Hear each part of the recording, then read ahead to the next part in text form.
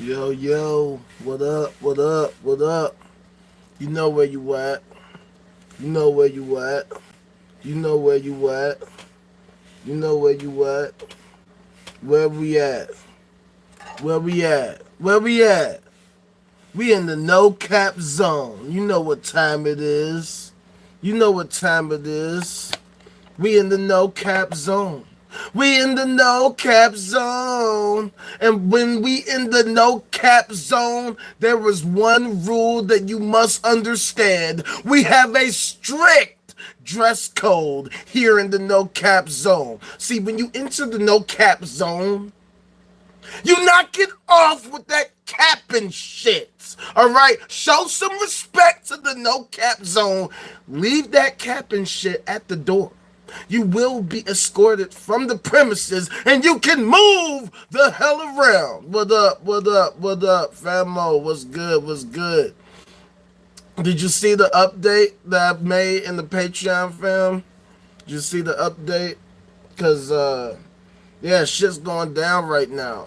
Shit's going down right now, actually. Like, as we speak, as we sit here, as we interact, the shit is going down right now. The eagle has landed, or should I say the eagle is currently in the process of landing. You feel what I'm saying? If you haven't, go ahead.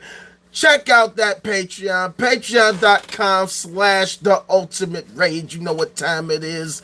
Oh yeah, make sure, I mean, you already have, of course, because you're my dog, but anybody else who's in here or coming through here, make sure you hit that like and that subscribe, turn on the notification bell, all that shit.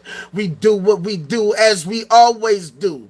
Now look, me and Silk was kicking it in the motherfucking Discord yesterday. We watched this video from one of my favorite YouTubers, John Michael Gaudier. John Michael Gaudier. And that shit was super fucking enlightening, and that got my wheels turning. Got my wheels turning and turning and turning and turning and turning. That's partially, actually is a huge reason why I'm a bit late today. Why we are starting just a tad late, you know what I'm saying? Because I get to having these conversations with Claude. I have these fucking thought patterns that spark thought in my mind. They force me to have to think and try to understand what the fuck all of this shit is, how it came to be, and how we can figure it out.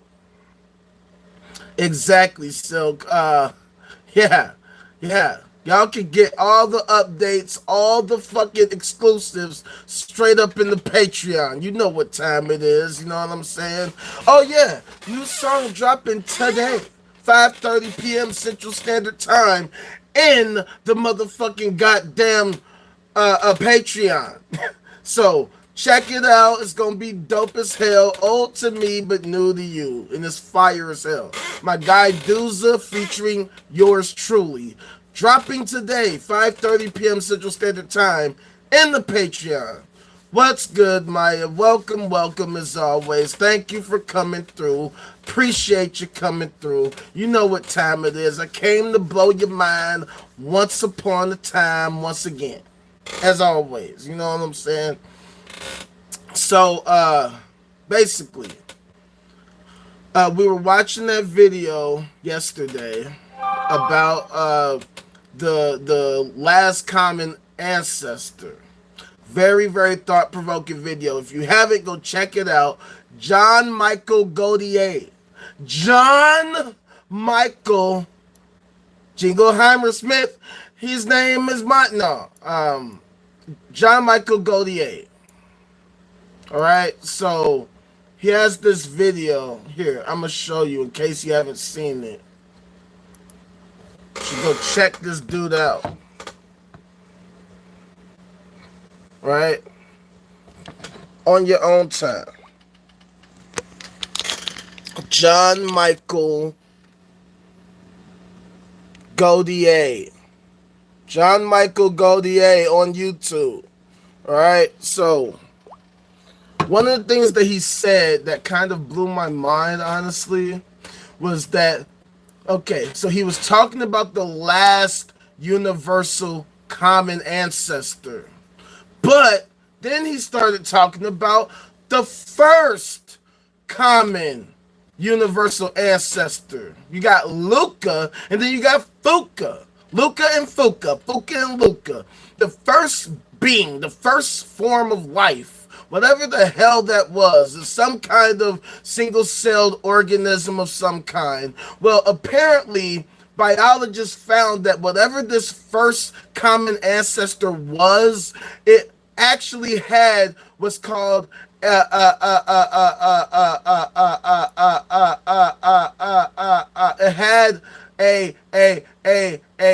had a metabolism. Okay, it had the ability to deal with what's called viruses. Okay, so what that presupposes is the idea that what came first, the chicken or the egg? What came first, cells or viruses? They pretty much go hand in hand, right? So it's like, it's possible that viruses were necessary for life itself to form in the first place, which means that viruses could be a vital part of life to exist to begin with. And the thing that's crazy about that is that we know that viruses, while they can be helpful, they can also be detrimental. You feel what I'm saying? We just had this COVID-19 pandemic of a virus that upended our way of life because it was so detrimental to the health of many. You feel what I'm saying? Causing a worldwide global pandemic, forcing us to have to shut down our entire economy so that we can ensure our constant survival because of the deadliness of this virus. But you mean to tell me at the same time that we actually need life itself? We need viruses themselves for life itself. That without viruses, we can't live, that life wouldn't have formed. But not only that, but apparently, you know, the Earth, as we know, is 4.5 billion years old. And apparently, life has existed since damn near the beginning, about 4.2 billion years ago. And not only that, but an ecosystem began to form relatively quickly. Right? So that's what adds to the Fermi paradox. If life could start so easily on Earth, then how does that explain the relative emptiness of the universe, the great silence of the universe? So then it got me to thinking about things. I'm a thinker. All right? I start thinking about reality. Start thinking about what that means in all these different aspects of reality. If we needed viruses for life to exist in and of itself, does that mean that life needs trolls, that life needs trolling, that trolling is a natural part of life? Because hear me out. Think about this, okay? I'm about to really start talking about the grand scheme of things on multiple different scales, right? Think about the fact that viruses have existed for so long. They have been affecting humanity for fucking eons, and for the longest time, most people had no idea what the fuck was happening. Somebody would contract some virus, some kind of disease, and people would have all these different health effects, would have all these different side effects, and people had no idea what the hell was happening. Yeah, it is crazy that life is based on synergy. See, I was trying to say this yesterday, both on the live and in Discord. It's a crazy thing that, you know, when I was talking about large numbers, so fucking many things had to happen in existence for us to get to the point we're at right here. One little factor could have changed, and this whole shit could be different. It's mind-boggling to think about the number of molecules, the number of actions, the number of people, the number of organisms, the number of celestial beings, or should I say celestial objects that are out in the sky that everything is made of, and all the sequences that needed to have happened for literally 13.8 billion years for us to end up right here. Yeah. But see, I'm going to get to that too. Maybe, because I could tell you straight up, on TikTok, I was dealing with extreme amounts of trolls. And even on here on YouTube, on my 2 best lives, we got inundated with trolls. So trolls actually helped to get the fucking views going on both platforms. But why, right? Well, I'm literally talking about the progression of humanity, how we can progress, talking about the natural understanding of reality itself. And I guess reality itself requires goofies and trolls of all kinds worldwide to come at me and talk their shit. Wah. Hey, you gonna oil up, bro? You're gonna oil up, bro? Hey, you're an N-word. You stupid N-word, dumb N-word, idiot N-word, ha, N-word. Oh, whoa, N-word. And you know how they say, like, oh, if you're doing something right. If you're getting haters, if you're getting a bunch of haters, it means you're doing something right. Well, let me tell you, I might be the most hated person on earth. Might be the most hated person on earth, because I can't do none of these lives without some kind of hater, without some kind of troll. Even some of my fans turn out to be trolls. You know what I'm saying? I've seen people come and go. People, oh, Rage, you're so amazing. You're so wonderful. I love all your music, man. I totally love your shit. Next second, ha, lied. You ain't nothing. I don't like you at all. Your music trash. I want to throw it in the trash. Ha, you dumb. And I'm like, what? What's the bait and switch for? What was that all about, fam? Some of these people I can see coming, and I just give them the rope and let them hang theyself.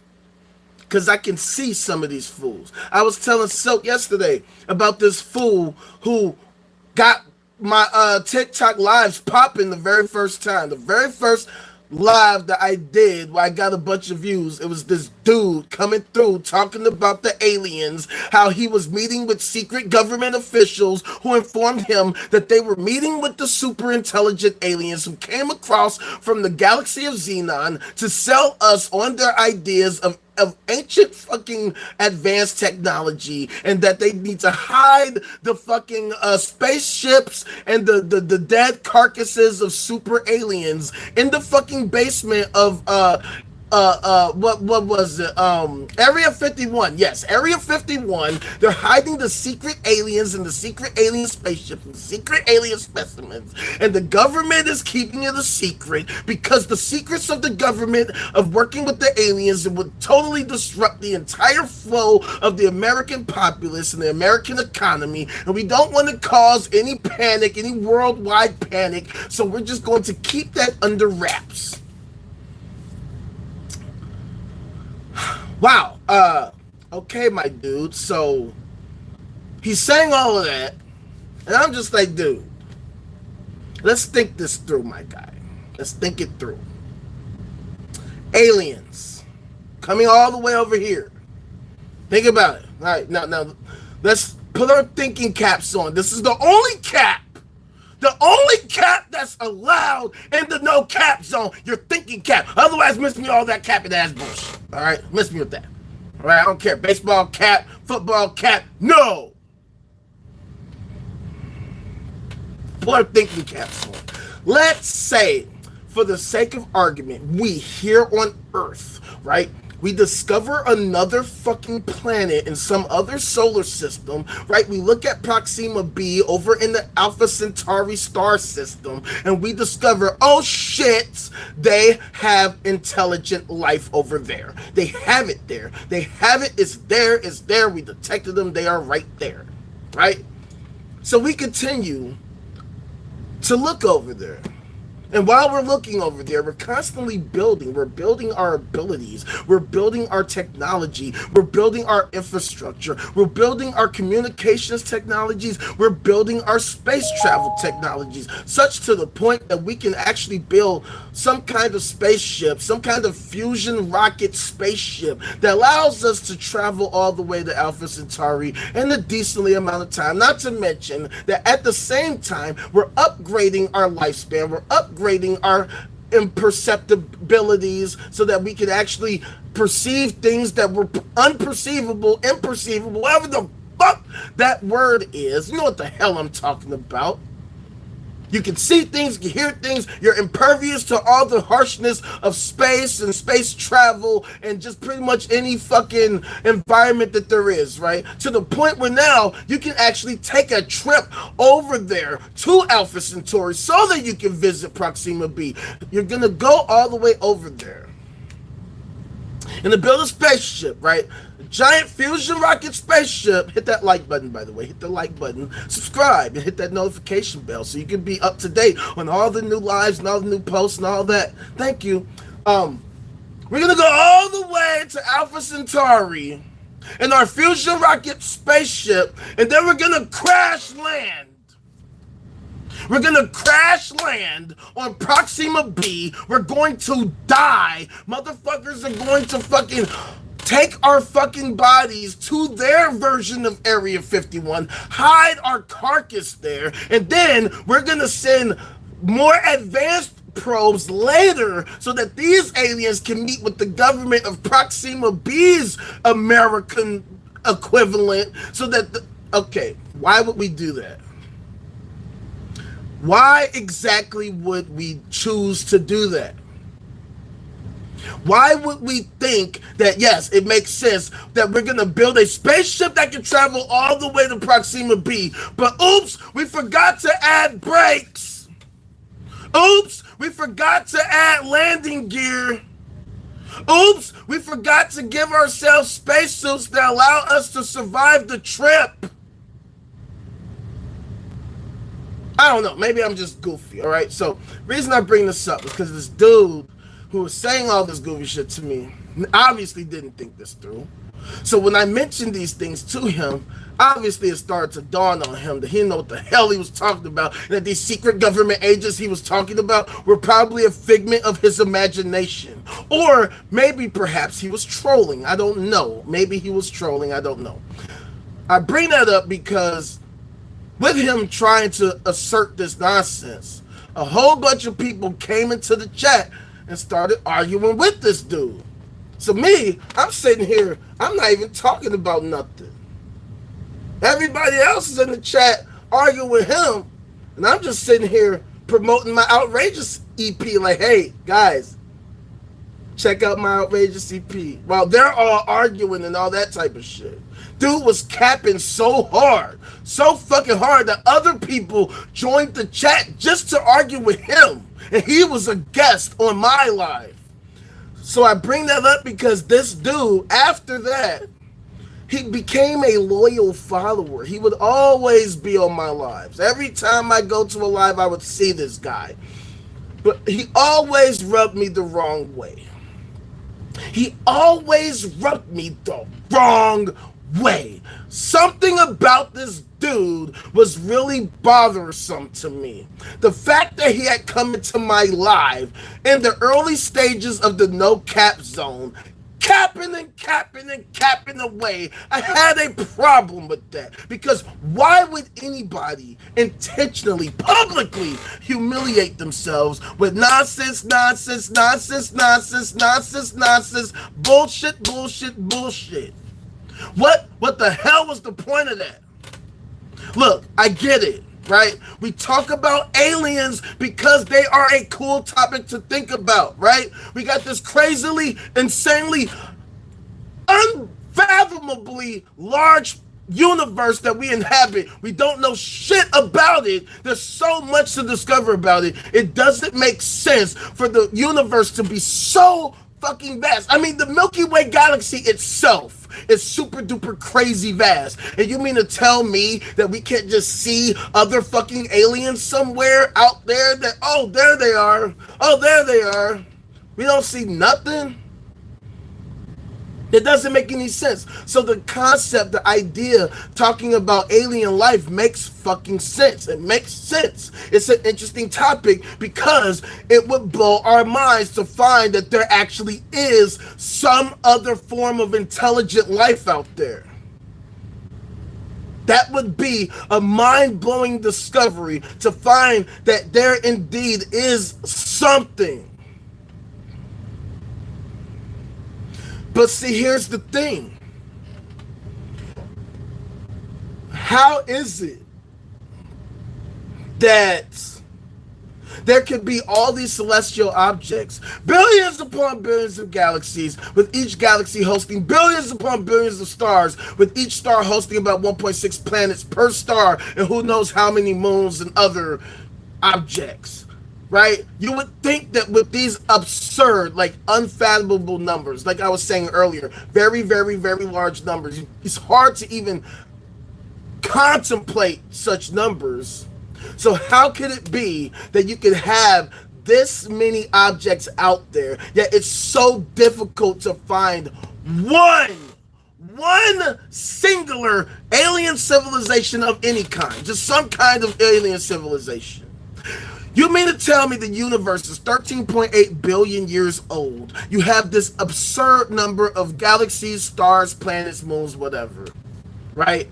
We here on Earth at this point in time in the universe are appearing at a time of pretty much the early universe, given the grand scheme of things, and that the universe can exist for quadrillions upon quadrillions upon quadrillions of fucking whatever the fuck years, because it's so massive, can't even possibly consider the sheer numbers. You would think that it would take just a look with a telescope and we'd see, oh, there go the Silurians again. I guess they're tinkering with their fucking Dyson swarm design again. Look, it's doing a different pattern now. Yeah, it was doing the Batman symbol. Now it's doing the motherfucking Superman symbol. That's so clever. We don't see none of that shit. We think we might be seeing some of that shit, right? The James Webb Space Telescope is currently at the L2 Lagrange point, studying some of the oldest galaxies that have ever formed in the universe, forcing us to rethink our idea of how galaxies formed and how the universe itself formed. We have discovered new potential candidates for Dyson spheres, for Dyson swarms, but we have still yet to fully confirm any of these to be specifically a Dyson sphere, a Dyson swarm. We have not been able to say, yep, boom, there they go over there. Boom, there's the fucking giant megastructure over there. Boom, there's the giant fucking super duper uber telescope from the Silurians. Well, they just improved their design. They did a fucking one 3 times bigger than the last one they had. No, we don't see none of that. We don't see any of that. How is that possible? How does it even make sense that you can have all these absurd, ridiculous, preposterous numbers, and yet there's zero evidence that they exist? Other than hearsay, other than random claims, other than spooky fucking cell phone videos and shit like that. How? And that's why this type of concept is also parallel to my idea of theism. Because the same parallels exist, right? The mere fact, I call this the ultimate rage paradox. How can you have billions upon billions of people over the course of thousands upon thousands of years, asserting that there exists some big, huge programmer, the great programmer, the great game developer in the sky that does all these things, has all these qualities, is so amazing, so wonderful, so powerful. We need to worship him. We need to worship him. We need to worship him. And yet, not a single one of them can demonstrate that such a thing actually exists in real life. How is it possible that these people can assert these claims and yet have literally not a goddamn thing to show for it? Yet they are so vociferous, they're so passionate, they're so extreme in their fucking view, in their worldview, in their fandom of their favorite sci-fi fantasy gobbledygook, their favorite sci-fi fantasy novel, and they have nothing that they can demonstrate that this thing is actually real, that this thing is actually useful, that this thing is actually manifested in reality as some tangible, meaningful way that is worth us paying attention to. That's why I talk about hypernormalization. The idea that even though we have this base reality, our society has become this superficial, artificial reality on top of the real reality, where everybody walks around pretending like all of this crazy shit makes sense. And that we should just continue pretending, and ignoring the reality. Even though we see homeless people everywhere, even though kids are getting kidnapped and maimed and harmed and unalived and shit like that, even though people get unalived for no reason at all, people get kidnapped and get beheaded on camera by terrorist organizations, explosions happen where kids get unalived and all these horrible things happen. No.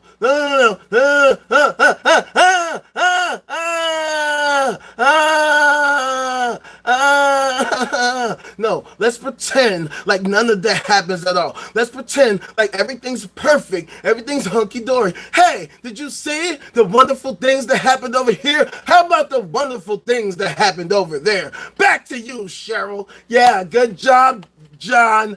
Thanks for your insightful reporting. In other news, did you see the wonderful stocks in the stock market? The stock market is stock marketing. The stock market is rising. It is skyrocketing. It is doing the way amazing thing where everything's perfectly okay. It seems like the rich and the banks and the corporations are getting more and more money. The stocks are rising. The prices are rising.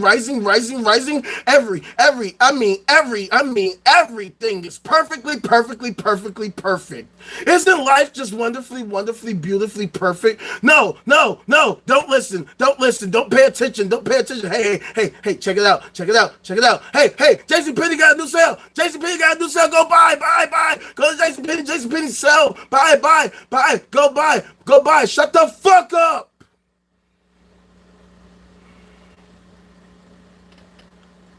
What are we doing?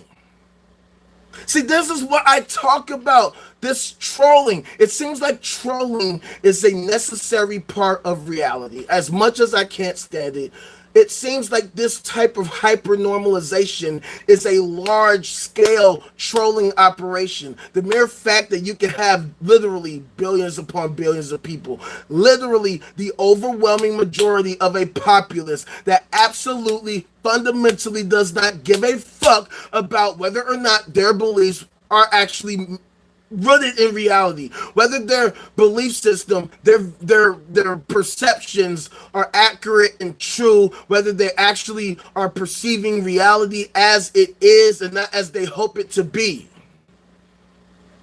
Because of that, because of this trolly fucking hypernormalization reality we find ourselves in, hit that like button and subscribe if you haven't already.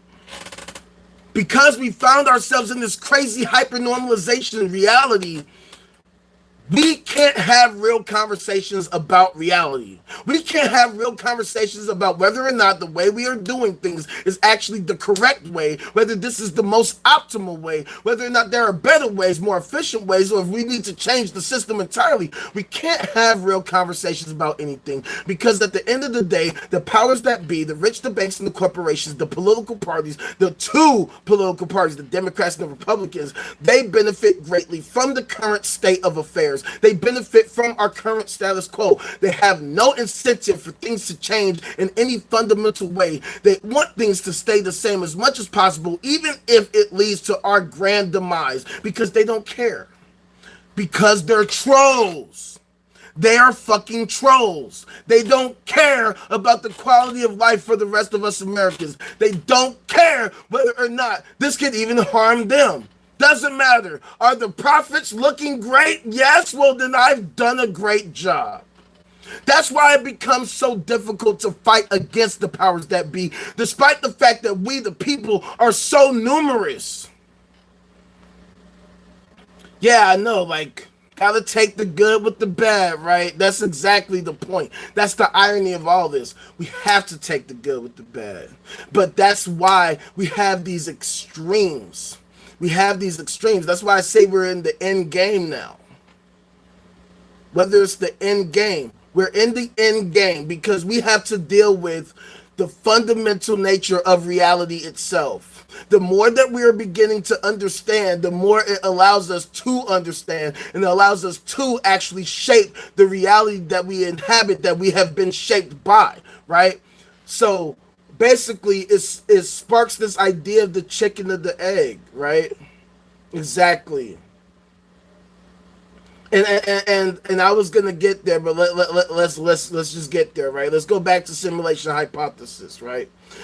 I'm sure if you've played COD, Call of Duty, for those of you who aren't gaming inclined, anybody who's played Call of Duty multiplayer specifically, you know that there are people out there who are playing with hacks that allow them to have an unfair advantage, which makes the game not fucking fun at all.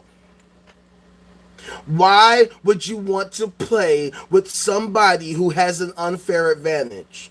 It's the same way in real life, right? We have these fools, the rich, the banks, and the corporations who have an unfair advantage. They have all these resources. They have all the money. They control all the platforms. They are the platforms. They are the platforms that we are on. Everything has become hyper-capitalist. That's why I talk about hyper-capitalism, because at the end of the day, everything is owned by corporations.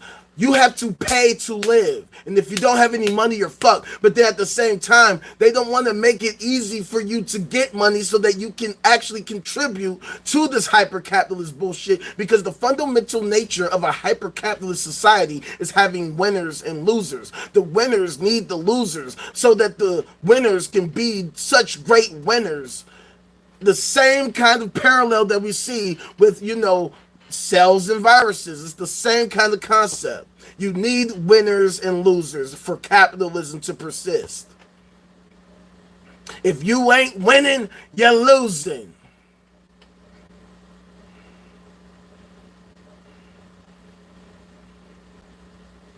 Yeah, exactly. See, and it's shit like that, right? So, think about it like this. We, the human people, we have regular fucking little fucking pistols and shit. These assholes are dual wielding rocket launchers and shit. Motherfuckers are calling in nuclear strikes. How'd you get that? We just started the game. How you calling the nuclear strike? We just started the game, fam. I thought you had to get like 15 straight kills or some shit. What the fuck? How? But that's exactly it. You get these fools who get into place, who get into the power position, and they use it for their own reckless abandonment, for their own benefit, because they don't care. Why do they care, right? What do they care about how you feel? They only give a fuck about themselves. That's the irony of life. That's the irony of reality. That's the irony of theism and all these different ideas. Apathy. When you don't give a fuck, nothing matters. Right? That's why people love the Joker. Think about the fact that in real life, right, you can have criminals, you can have serial killers, you can have rapists, you can have all these different groups of people that can gain fandoms, right? I was talking to Silk yesterday in the Discord about, I'm sure many of you are aware of the creator Chris Chan, right? Pretty popular fucking YouTuber, TikToker, whatever the fuck this dude is on, right? Very, very strange person. And I'm sorry, I think I said dude. Forgive me for misgendering this person, because I do believe this person did have a gender change. So let me make sure I refer to her, Chris Chan, right? I bring Chris Chan up because this Chris Chan character has a very, very, very, very, very, very strange life. Very strange person. Recently known for doing very strange things to their fucking mother. Let's just say Oedipus complex type of shit. Leave it at that, right? Why does shit like that happen? Why do people become super duper uber fascinated with people like that? Right?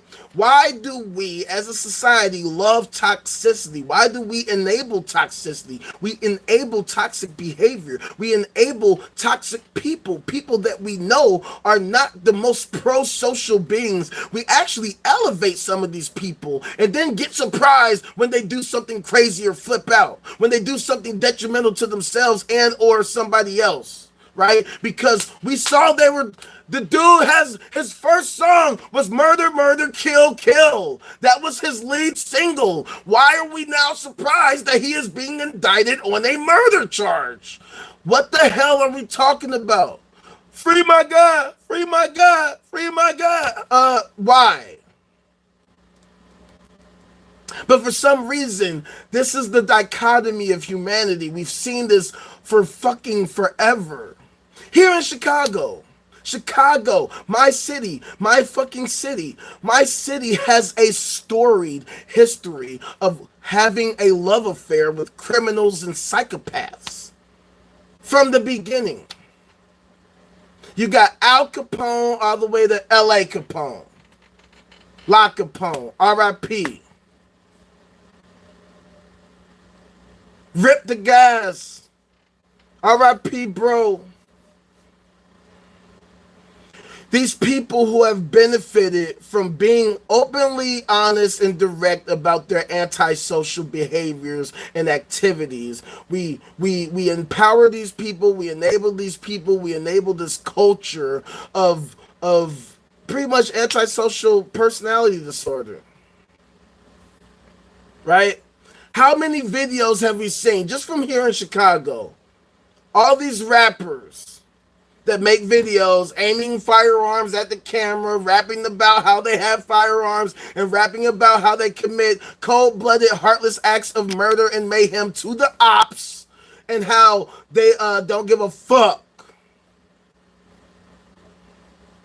Anybody can get it, and to the point where they're actively, openly mocking their dead ops, calling them things like dead bitches.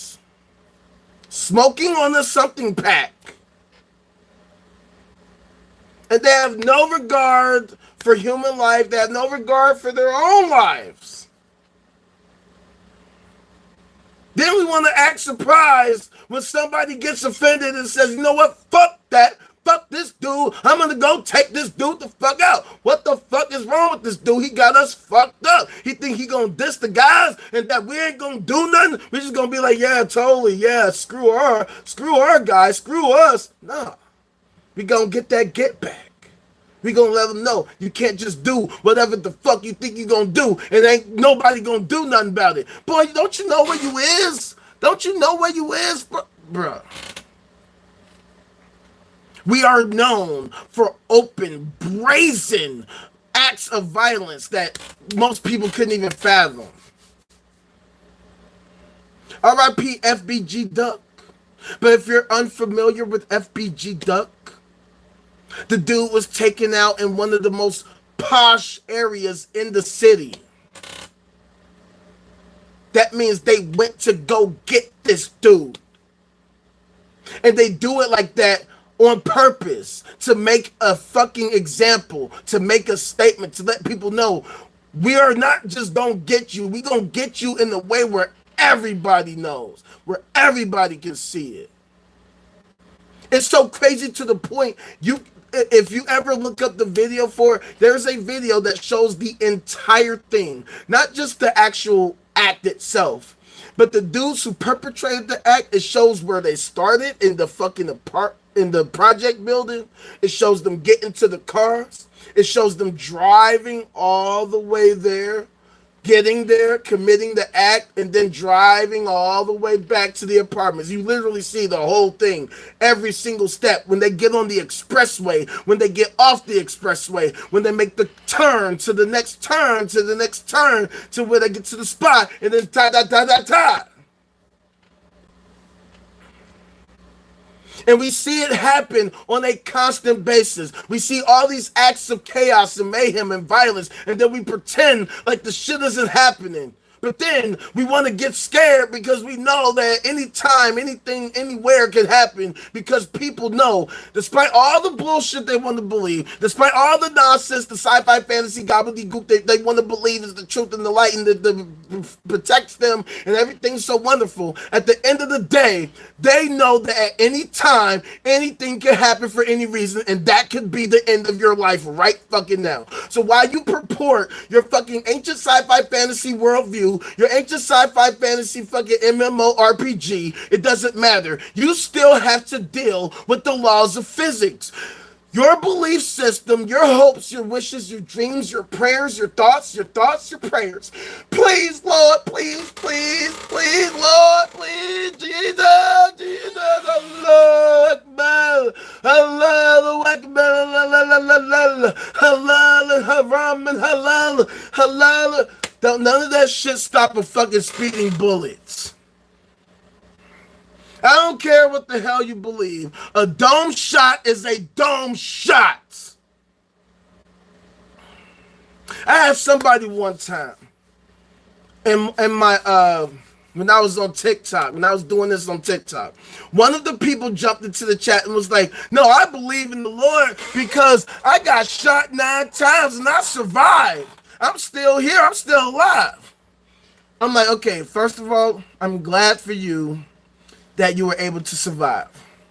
But I highly, highly, highly doubt that you want to keep testing this hypothesis. I'm pretty sure you do not want to repeat these experiments over and over, because I can guarantee you,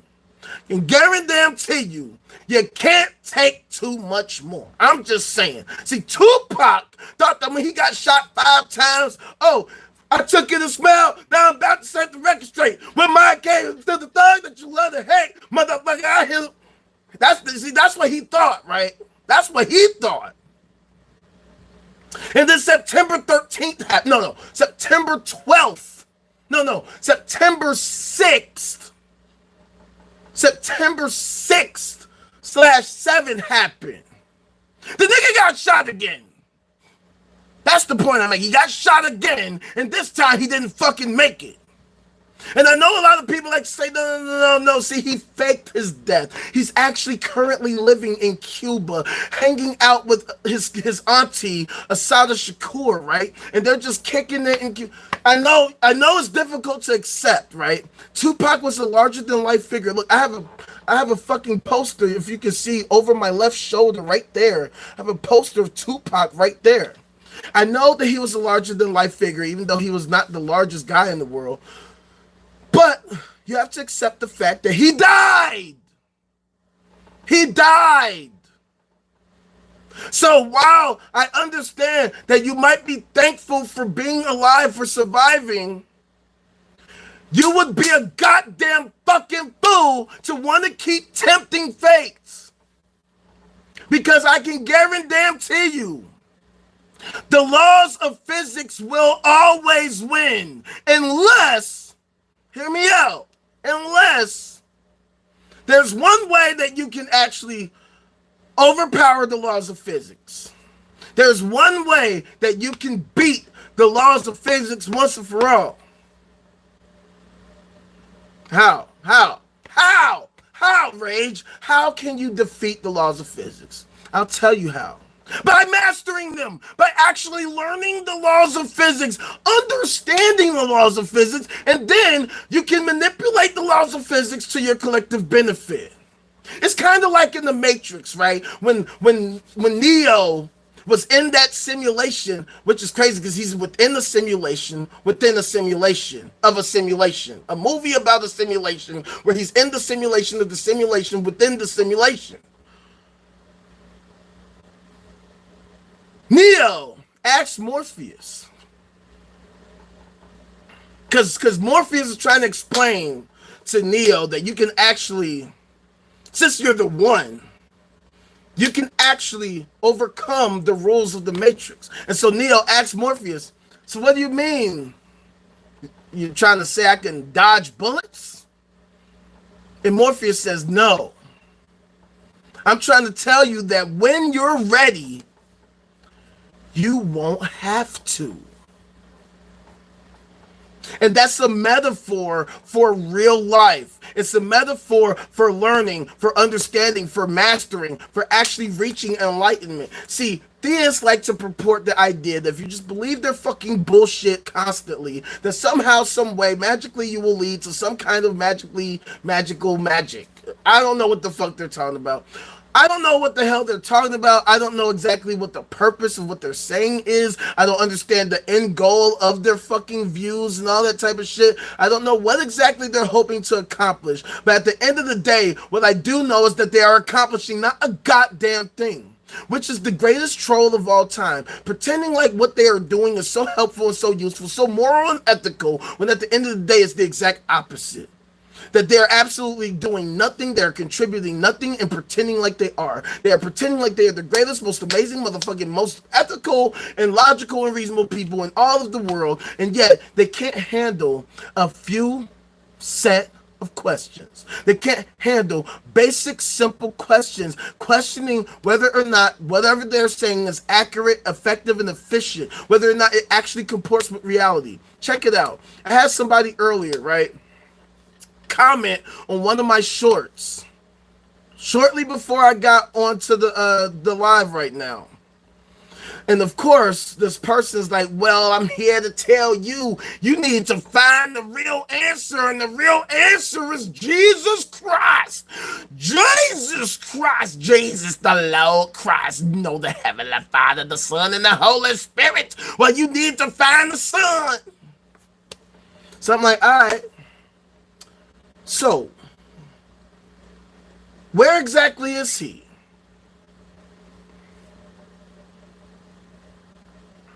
And why should I give a fuck? Still waiting for an answer. Still waiting for an answer. See, this is the problem that I have. This is the troll. This is the trolly behavior. This is the virus. This is the mind virus. The virus of the human mind. This theism nonsense. If you claim you have the answer, you should be able to demonstrate it. You should be able to show me. You should be able to show us. That's why I talk about the ultimate rage paradox. How is it that there could be so many billions of you people out there in the world? My parents, my family, well, not my parents, my mother, my brother, my sister, my extended family, so many of my friends, they believe this same fucking nonsense, whatever fan fiction version that they prefer, the same goofy fucking theism universe, whatever lore that they believe. They believe it, they assert it, they think that what they're doing is the greatest, most amazing thing in the world, but they can't answer a simple fucking question. A simple, basic ass question. What is this thing that you're talking about? What is this being, this entity, this super developer, this super intelligent fucking super AI character that you're talking about? The Lord, the Allah, or Yahweh, or God, or fucking Krishna, whatever your brand of goofy is.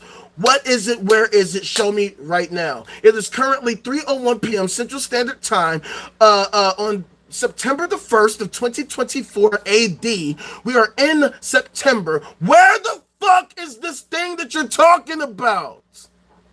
What is it? Where is it? Why should we care? Is it a troll? Is God a troll? Are gods trolls? Like, are they really like there, but then they're just fucking with us, playing with our brains, playing with our minds? Is that what psychological disorders are? They're fucking with your mind, influencing you to engage in behaviors that are super duper trolly. Because check it out. It could explain why we see, mass shooters, serial killers, abusers, fucking warlords, gang leaders, and things of that nature. They could be necessary aspects of human society aimed at making things more difficult than they need to be, because actually they need to be difficult. Because see, here's the thing. Humanity, everything could be so simple. Everything could work so much better if everybody were working interdependently with synergy to make things happen. And yet, large scales of people actively choose against that. They will pretend all day, yes, we care, we care, we care. We want progress, we want progress, we want progress. But when it comes down to it, when push comes to shove, these people are fake as fuck. These people are liars. These people were scamming the whole time. They were capping the whole time. That's why you're in the no cap zone. Because in the no cap zone, we have a strict dress code. Now get the fuck off with that capping shit. Hit that like and that subscribe and that notification bell. Stop playing games with me. Because this is exactly the issues that we have to deal with as a society. I have seen so many situations, like I'm on Reddit, and I tell people all the time, I subscribe to all these different subreddits. I've been on different subreddits. I've been banned from different subreddits. I've left different subreddits. Because there is so much motherfucking bullshit. People talk and talk and talk like they want to do something to fix all of this hypernormalization bullshit, to fix all of this widening wealth inequality and the poverty and the fucking homelessness and the fucking environment and all this shit. But when it comes down to it, people absolutely refuse to do it. They refuse to fucking contribute. They refuse to actually participate, which is what makes it so difficult to get a handle on what exactly we're doing as a human race. That's why I always say we need to go back to the drawing board so that we can actually figure out what it is we're absolutely trying to do. What is it that we're trying to do as a human race, as American citizens? What is our end goal? What are our goals? What are our hopes and dreams? What are we trying to accomplish by the grand scheme of things? We can't even have real discussions about that because people don't even think about that type of shit. People are so focused on the superficial, focused on the fake things, right? Shout out to my homegirl. I ain't gonna say her name, but she be in the chat sometimes. When I was shooting the video, this chick gonna say, hey, you got the super duper long nose hair. Don't shoot the video like that. Okay, look. I mean, I get that you're looking out for me, but at the same time, why are you worried about my nose hair? Why is that such a big deal for you? Considering what we're trying to do, considering what we're trying to accomplish as a human race, as an American population, we're trying to change the world, trying to change the game, trying to push humanity to its greatest possible potential. And you're worried about a fucking nose hair. A nose hair. For real. A nose hair. That's what concerns you. Look, I get that you're looking out for me. But if you're really more focused on my nose hair than the actual goal of what we're trying to accomplish, you are missing literally the forest for the trees. Now, if you could show me how this nose hair will fucking hinder our ability to make it happen, then okay. Because if this nose hair, because I do agree that the butterfly effect is real. That's why I talked earlier. The very large number of things that had to occur for us to reach this point. One small thing can have such a huge effect and change things in ways that completely diverge from the current fucking procession. But what are we doing? What are we trying to do? We as human beings, what is our goal? Why are we focused on this instead of that? So going back to trolling, going back to trolling. This is what's necessary for human progression, right? Progression, evolution isn't just like a straight line. It's not something that just happens. You press the evolve button and you evolve. It's a constant fight between different interests. It's a constant fight between good and evil, war and peace, logical versus the illogical, whatever you want to call it. But it's this fight that forces us to progress, right? By having these trolls, by having to deal with these goofies who work so diligently to fuck things up, to disrupt, to cause disruptions, it forces us to have to think about how we go about doing things and how we can ensure that we're doing things the right way, in such a way that it doesn't harm our ability to progress. As an example, right? Now I talk about trolling. Just like trolling, just like viruses, there are such things as good and bad trolls, good and bad viruses, or you can repurpose trolls, repurpose viruses, right? Because let's go back to the Matrix. You can look at Neo, you can look at Agent Smith, and then you can look at Cypher,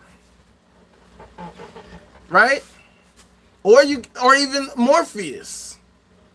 Because in a way, they were all trolls in different ways.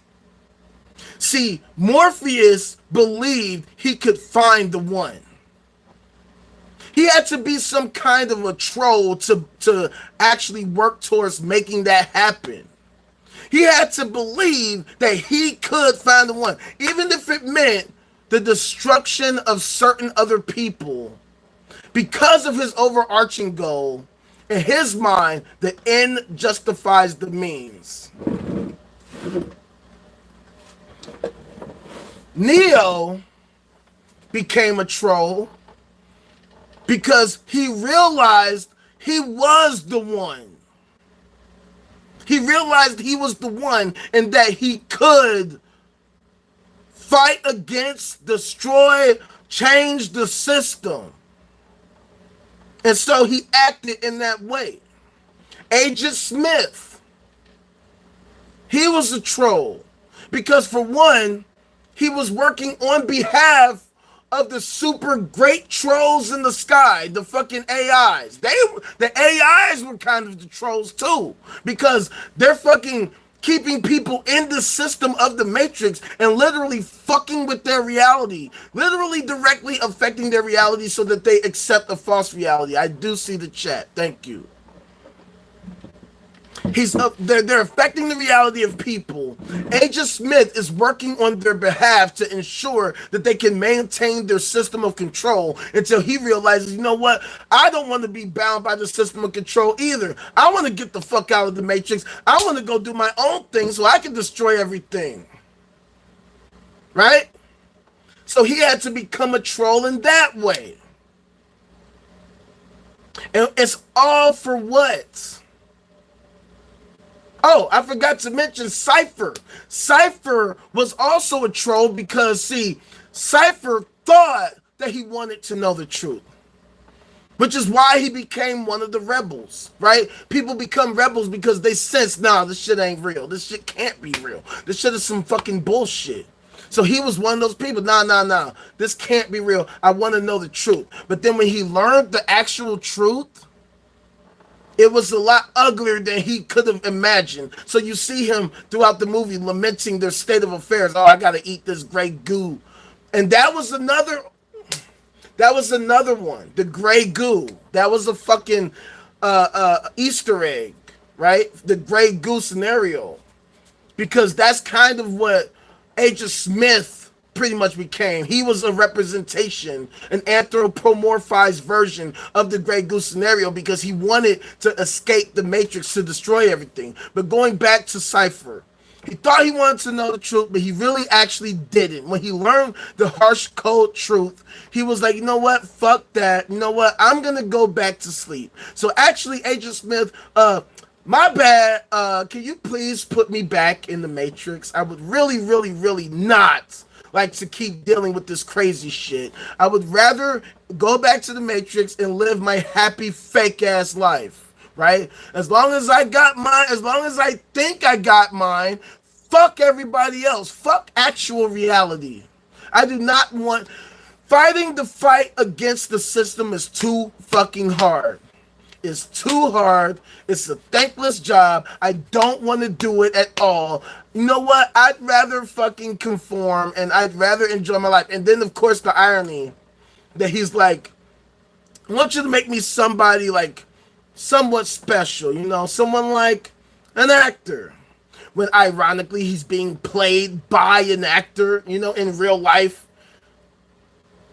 If this is indeed real life and not a simulation. But it's just these ideas that, like, because of these things that happen, right? Because Cypher betrayed everybody on some troll shit, it forced Neo to be it motivated Neo to go and save Morpheus. It motivated Neo to face his fears and to actually accept his fucking destiny, if you will, as the one. And then he realized, oh shit, that's why I don't have to dodge bullets, because now I actually understand the nature of the Matrix, and now I can transcend the rules of the Matrix, because now I can control things in ways that they never could, that they never thought possible. And one thing I always thought was peculiar about this movie too, as you can see, I'm a fucking nerd. The Matrix is my favorite fucking movie. Done deep dives and thought about it and all that type of shit. Watched all kinds of videos about it. And I've drawn some of my own conclusions. So check this out, right? When Neo goes to the Oracle for the first time, right? And she fucking holds his hand, does all that to assess whether or not he's the one. Notice that if you ever go back and watch that scene, notice that the Oracle never ever told him that he wasn't the one. She never said, you are not the one. He said it. He said, I'm not the one. And so she says, sorry, kiddo, but you're going to have to make a choice. And I thought that was poignant considering the Matrix Revolutions. I'm going to draw this parallel for those of you who may have seen the third one, but if you haven't, in the third fucking movie, the Matrix Revolutions, the very last fight scene, you know, fucking Neo's fighting with Agent Smith. They're doing all the fucking effects and shit. And Agent Smith asks him at one point, why, Neo? Why do you persist? And Neo says, because I choose to. Because I choose to. See, at any point, Neo could have gave up and been like, you know what? Can't do it. Can't do it. But no, he actually decides to keep fighting. But then the irony of that, he does give up. He does give up. Because he realizes he's fighting a useless fight. What are we fighting for? I'm going to punch you, you're going to punch me, and I'm going to uppercut you, you're going to knock me into the building, and I'm going to fly out, knock you into the building, and we're going to keep fighting and keep fighting and keep fighting until what? We had to realize you can't win every fight. And sometimes, even when you win, you lose. But then also, sometimes when you lose, you win. So by him giving up and sacrificing himself, he was able to actually allow himself to be a conduit for the antivirus of the big system to destroy Agent Smith from the core. So what that means is basically trolling might be a natural part of reality. That trolling, good and bad, trolling is a natural part of reality, just like how we needed viruses for life to exist. Speaking of life, what the fuck does it mean to be alive? What actually is life? What does it mean to perceive, to be aware, to be conscious, to think and to feel and to hope and to wish and to intend and to act and to cower and to fear and to love and to want all of that? What the hell is this shit, right? What is life? What does it mean to be alive? In fact, is life itself a troll? The fact that we even exist, is that in and of itself inherently a troll? Because it's not like we asked to be alive. It's not like we were like, intentionally just manifested like, yes, we want to exist. We were just dropped here. We're just here. And we're just led to figure it out, fend for ourselves, and hope that things turn out well.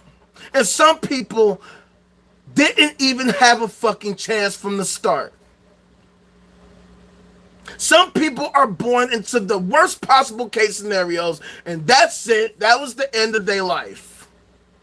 Saw a story the other day about this family, right? It was a husband, wife, 2 sons. The wife was a fucking psycho. Super antisocial personality type shit. She was always telling the kids about how the dad was so horrible, so terrible, so evil, so this, so that, blah, blah, blah, blah, blah, blah, blah. Feeding all this type of negativity into the kids, right? Now check this out, right? I said that she had 2 sons. Well, it turns out the younger son was actually disabled. He had like some kind of mental disability. I think he had some physical issues or whatever. So what happened was, now I get kind of fuzzy about the exact details. I can't remember if the dad finally moved out, got his own crib. They were like in the process of divorce or something. Something happened to where it was her and just the 2 sons, right? The older son was like 17. The younger son I think he was 13. And so I'm watching this episode of Explore With Us Body Cam, I do believe. Ewu Body Cam. Check that shit out. Long story short, so this is from the perspective of the police wearing body cams. They show up to this crib where this woman is raising these kids, and they find that the younger son had died. They found him unresponsive in the closet. He was, 5'10", I think they said, and he was like 90 pounds. Malnourished as fuck. And so then, of course, the police probe and ask the questions, what the fuck happened? How did he arrive in the state? What happened was, this woman and the older son were keeping the younger son in a closet, handcuffed. Barely feeding him, but not just barely feeding him, but they would torture this poor kid.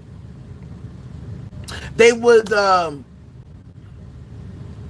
put food in front of him, and if he tried to eat, they would fucking torture him. I think they like would waterboard him or some shit. They would fucking add like bread with super hot sauce with that fucking Carolina Reaper sauce and shit. So the only thing he could eat, he had to be tortured to eat. So when they found him, he was fucked up. Yeah, straight up evil shit. Imagine what that could possibly be like, to be that person that you're, first of all, it's bad enough that you're fucking, you know, handicapped to begin with. I can't imagine what that's like, what that perception is like what life must be like, what kind of view this person has, what thoughts they have, what it's even like to be that, right? I can't even comprehend what my perception of life would be like if I was in that state, right? Which is why Silk, we watched that video about the special kids yesterday, because it's trying to understand what life could even be like from that perspective when I'm a neuronormie or whatever, and these people are suffering from these different conditions. But then on top of that, to be a person suffering from such a condition, to be born in a family of straight up evil people that decide they're going to torture you to death, the people who are supposed to care for you, the people who help bring you into this world to begin with, they're the ones that are going to treat you with such evil. I feel you on that, Maya. I can't comprehend any of that at all, right? I myself, I don't have kids, but I love kids. Kids are the future, right? And to me, this is one of the biggest trolls that I see in the world. The troll that we are setting kids up for failure worldwide, particularly here in America, nationwide. I talk about how the kids are failing miserably in the math and the sciences. They are failing miserably to understand the nature of reality. They are taught, they are indoctrinated to believe in all kinds of fucking sci-fi fantasy bullshit that doesn't help shit at all, other than to help enrich the charlatans that run the theism industrial complex, benefiting by selling the greatest, longest running scam in human history. You would think that with all this scientific and technological innovation and progress that we have been seeing, that the society would be innovating and improving as well. But we see the opposite. We are worsening. We are regressing. Which is why I talk about how America keeps falling further and further and further on the global peace index, regardless of which of the two major parties are in office. When Trump took office, we ranked 126 out of 163 countries. Right now, after 4 years of Biden, we rank 132, which means that they have both failed miserably in terms of helping us create a well-functioning society for ourselves. But we can't have actual real conversations about how we can actually improve upon that, because everybody's so caught up in the minutia of bullshit political jargon, garbage, toxic political nonsense, infantile political system, political discourse, where we talk about the most superficial bullshit and not the actual issues that matter the most. Precisely, same here. And Maya, I'll go further than that, right? See, the pro-choice, pro-abortion, pro-life, whatever argument, I feel like, see, this should be a temporary argument. Because, again, we don't have the real conversation. We don't have the real discussion about what are we trying to do? What are we hoping to accomplish? Why are you pro-choice, pro-abortion, pro-whatever? Let's get down to the nitty-gritty as to the why, right? I agree wholeheartedly with you. Some people are unfit to be parents, and it's by design.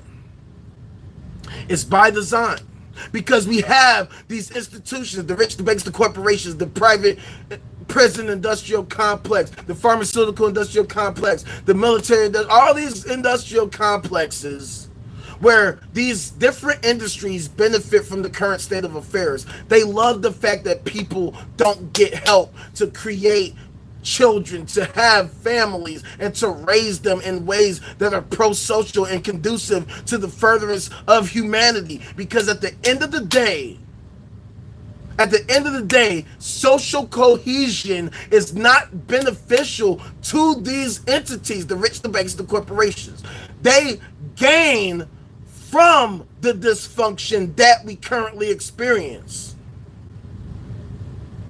So they do everything possible to help maintain this current state, the state of abuse, the state of dysfunction, where children far and wide are dealing with all kinds of crazy things, getting no help, getting no assistance, getting no kind of infrastructure to help them become fucking positive contributors to American society, to human society. We have people out here running around like chickens with their heads cut off, and that hinders our ability to create a well-functioning society for ourselves. We can't even have real conversations about it. We can't even talk about it. So when it comes to the abortion thing, right? Every aspect of the abortion debate is bullshit. From the fact that theists believe their sci-fi fantasy nonsense, which they have no basis for inherently in and of itself. That even their fucking theology, according to their own theology in many respects, particularly Christians, specifically Christians, their fucking theology disagrees with their fucking different views, even though their theology is inconsistent to begin with. But they believe something they can't demonstrate to be true. They believe these things, they have these stances that don't even comport with their own lore, which is why I talk about how they have their own fanfic version, their own personal view version, where they just make up more shit on top of the made up shit, right? And that's why I liken it to Chris Chan. Right, when he's talking about Pokemon and the Sonichus and the Manichus, and talks about how, you know, the fictional world of Pokemon is going to open up a portal where all the Pokemon and all the Sonichus and the Manichus and the Manichus and the Fonichus are going to become a part of real life, and blah blah blah blah, whatever goofy bullshit that Chris Chan talks about. It's the same shit. It's these people just saying these things that don't actually comport with reality. They indoctrinate children with these thoughts, and yet they do nothing to actually help provide children and families with the services they need to ensure that they can properly raise a family. There's this show that I like to watch. I mentioned this yesterday. This show called Upload. This show is basically about the Heaven app, the Afterlife app. Right, and there's this a couple set of episodes on the second season where, okay, so the main character is this guy who, you know, has a girlfriend who's this rich chick, and long story short, she has him killed so that she could have him uploaded to the Afterlife app so that they can be fucking husband and wife in the app, right? So there's a part where the chick goes into the app. She connects to the app, so she's with him in the app.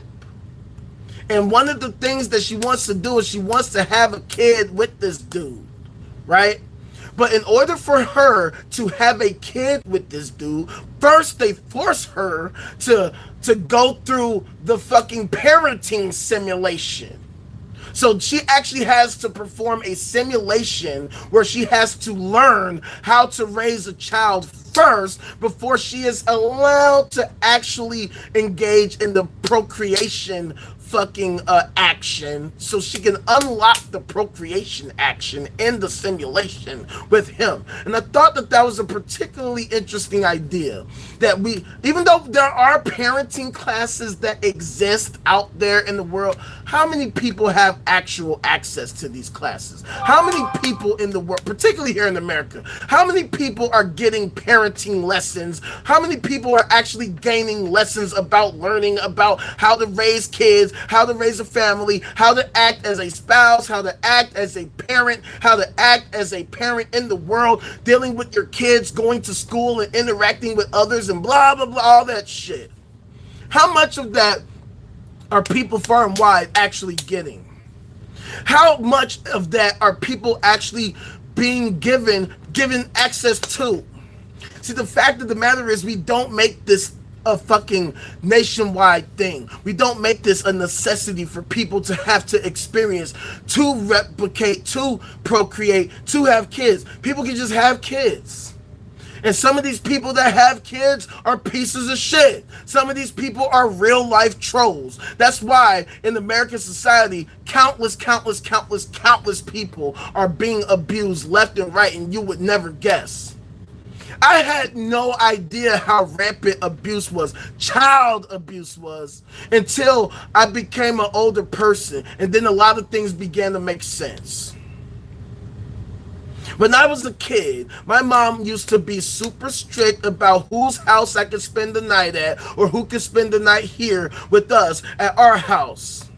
And I used to wonder, Mom, why the fuck you gotta be on all that? This is my friend from school. Okay, it's just Johnny. We just want to I just want to spend the night at his crib, play video game. That's all we're going to do. Why you got to meet with his parents, got to talk to his parents, you got to fucking set it up where you got to do this and do that and da-da-da-da-da, so that then we can agree on the date and time so that you can say, okay, you're going to be at John's house from fucking Saturday to Sunday, and then I got to go.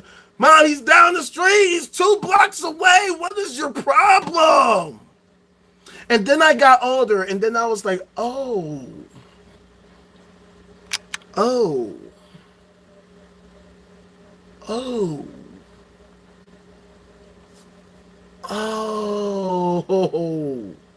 wow, that's why you were on that.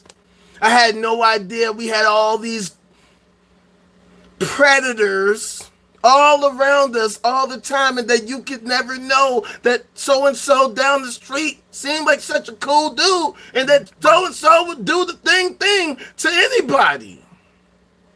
And then what's even crazier is that we live in a civilization where people will know these things, where it'll be common knowledge. Oh yeah, watch out for Chester. I heard that Chester's the molester. And people will know. And people will not warn others who might become potential victims of Chester. Because, not my business. It's not my business. No, I don't see nothing. La, la, la, la. La, la, la, la. We become a nation. We become a population of people suffering from the bystander effect. And in many ways, that's a troll, right? I've been in situations. As a matter of fact, let me tell this story. I've told this story before, but I love telling the story again, over and over, because it highlights exactly what I'm talking about. So, pre-pandemic, I was working for my cousin at her food service company. So, I am heading to the job. I'm getting on the bus on Western Avenue, headed northbound. Chilling on the bus with my phone, listening to music, watching YouTube with my headphones on, going to work like any normal person. I'm sitting in the very, very back of the bus. There's an older gentleman next to me on my right. There is another gentleman sitting in one of those side-facing seats on my left. There was a young lady sitting in a seat a few rows ahead of us, facing forward, with her giant headphones on, minding her own business. The gentleman sitting to my left in the side-facing seat turns to the gentleman to the right of me and just says something random. Yeah, tell them F-word motherfuckers that we doing our thing. Yeah. Said the F-word, the anti-gay slur F-word. So me and the dude next to me look at each other like, okay, yeah, right, okay. I'm thinking to myself, do they know each other? Like, what was that? But based on the look on the guy's face next to me, nah, he did not know this dude. It was just a random crazy guy tweaking. But hey, after he said that, he sat back in the seat, didn't say nothing, didn't bother nobody after that. So I guess I'm like, okay, whatever.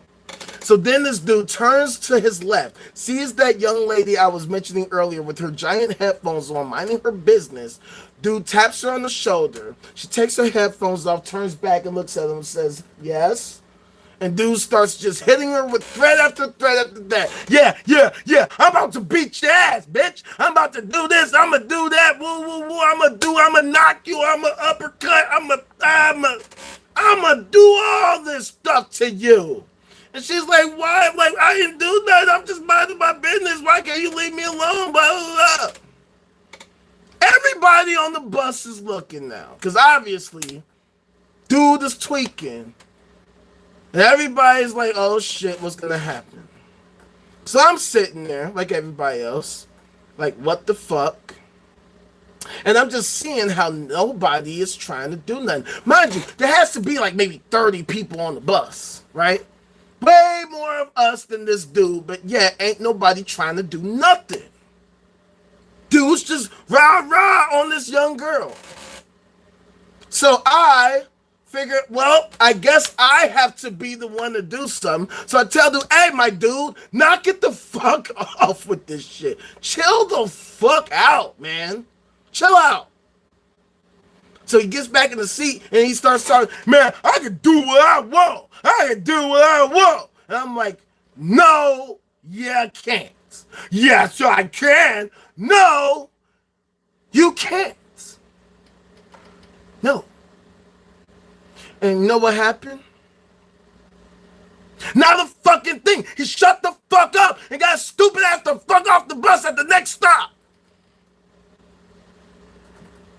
And to me, this is a great metaphor for our society. This right here, this story right here, I feel like it's a perfect metaphor for the society that we have.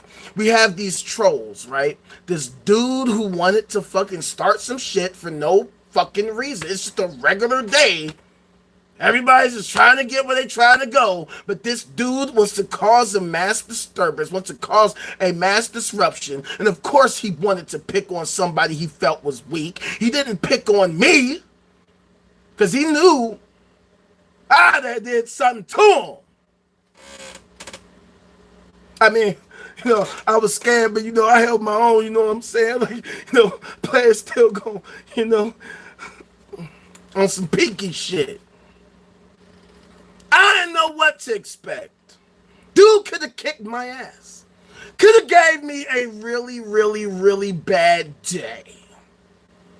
But at the same time, I am not going to sit idly by and watch some clown think that he's just going to pick on some young girl for no fucking reason. That's not going to happen on my watch, right? So going back to what you were saying, Maya, about this abortion discussion, the mere fact that we have a nation full of people who can see the crazy shit happening around us, but don't want to do shit other than purport that we keep things the way that they are. We're so against abortion. We're so against abortion. Abortion is the worst thing in the world. We're pro-life. We're pro-life. We're pro-life. And yet, if they were so pro-life, then why don't they support social services that are actually pro-life, that would help people to have better lives so that they wouldn't feel the need to get an abortion? One of the main reasons why people want to get abortion, and I can't speak for anybody, but one thing I know for sure is that one of the big reasons why people want to get abortion is because they can't afford to raise a child. Because raising a child, giving them a great life is not the cheapest thing in the world. Particularly here in America, where we have to deal with this hyperinflation, where we have to deal with this crazy shit. Yeah, exactly. Why are they... Welcome. Thank you for coming through, Home Slice. Why are they going to Cambodia to adopt? That's a great fucking question. I have no fucking idea. When we have all these homeless kids here in America. I watched the documentary on Vice a long time ago where they did this, they covered this town in fucking, where was it? In Utah. It was a town in Utah. Oh, well, thank you for coming through. Yeah. Appreciate it. Appreciate it. And I hate to hear that, Maya. But I'm glad that you were able to make the best decision for yourself. We have a nation full of people who don't want to actually help contribute to improving the quality of life so that people don't feel the need to get abortions. We don't get to the roots of the issues that we have. We don't get to the actual core of the problem. And so a lot of these people, particularly the conservative right wing, they subscribe to this sci-fi fantasy ideology where they purport that this thing, this God thing, this superpower, super AI thing, the great designer in the sky, supposedly just loves the procreation, but hates when procreation is done outside of marriage. And he definitely does not like fucking any form of contraception of any kind. Nope, the Lord is like, nah, condoms, ew, how dare you use condoms? I'm going to destroy your entire town. Use another goddamn condom, dumbass. I can't stand you.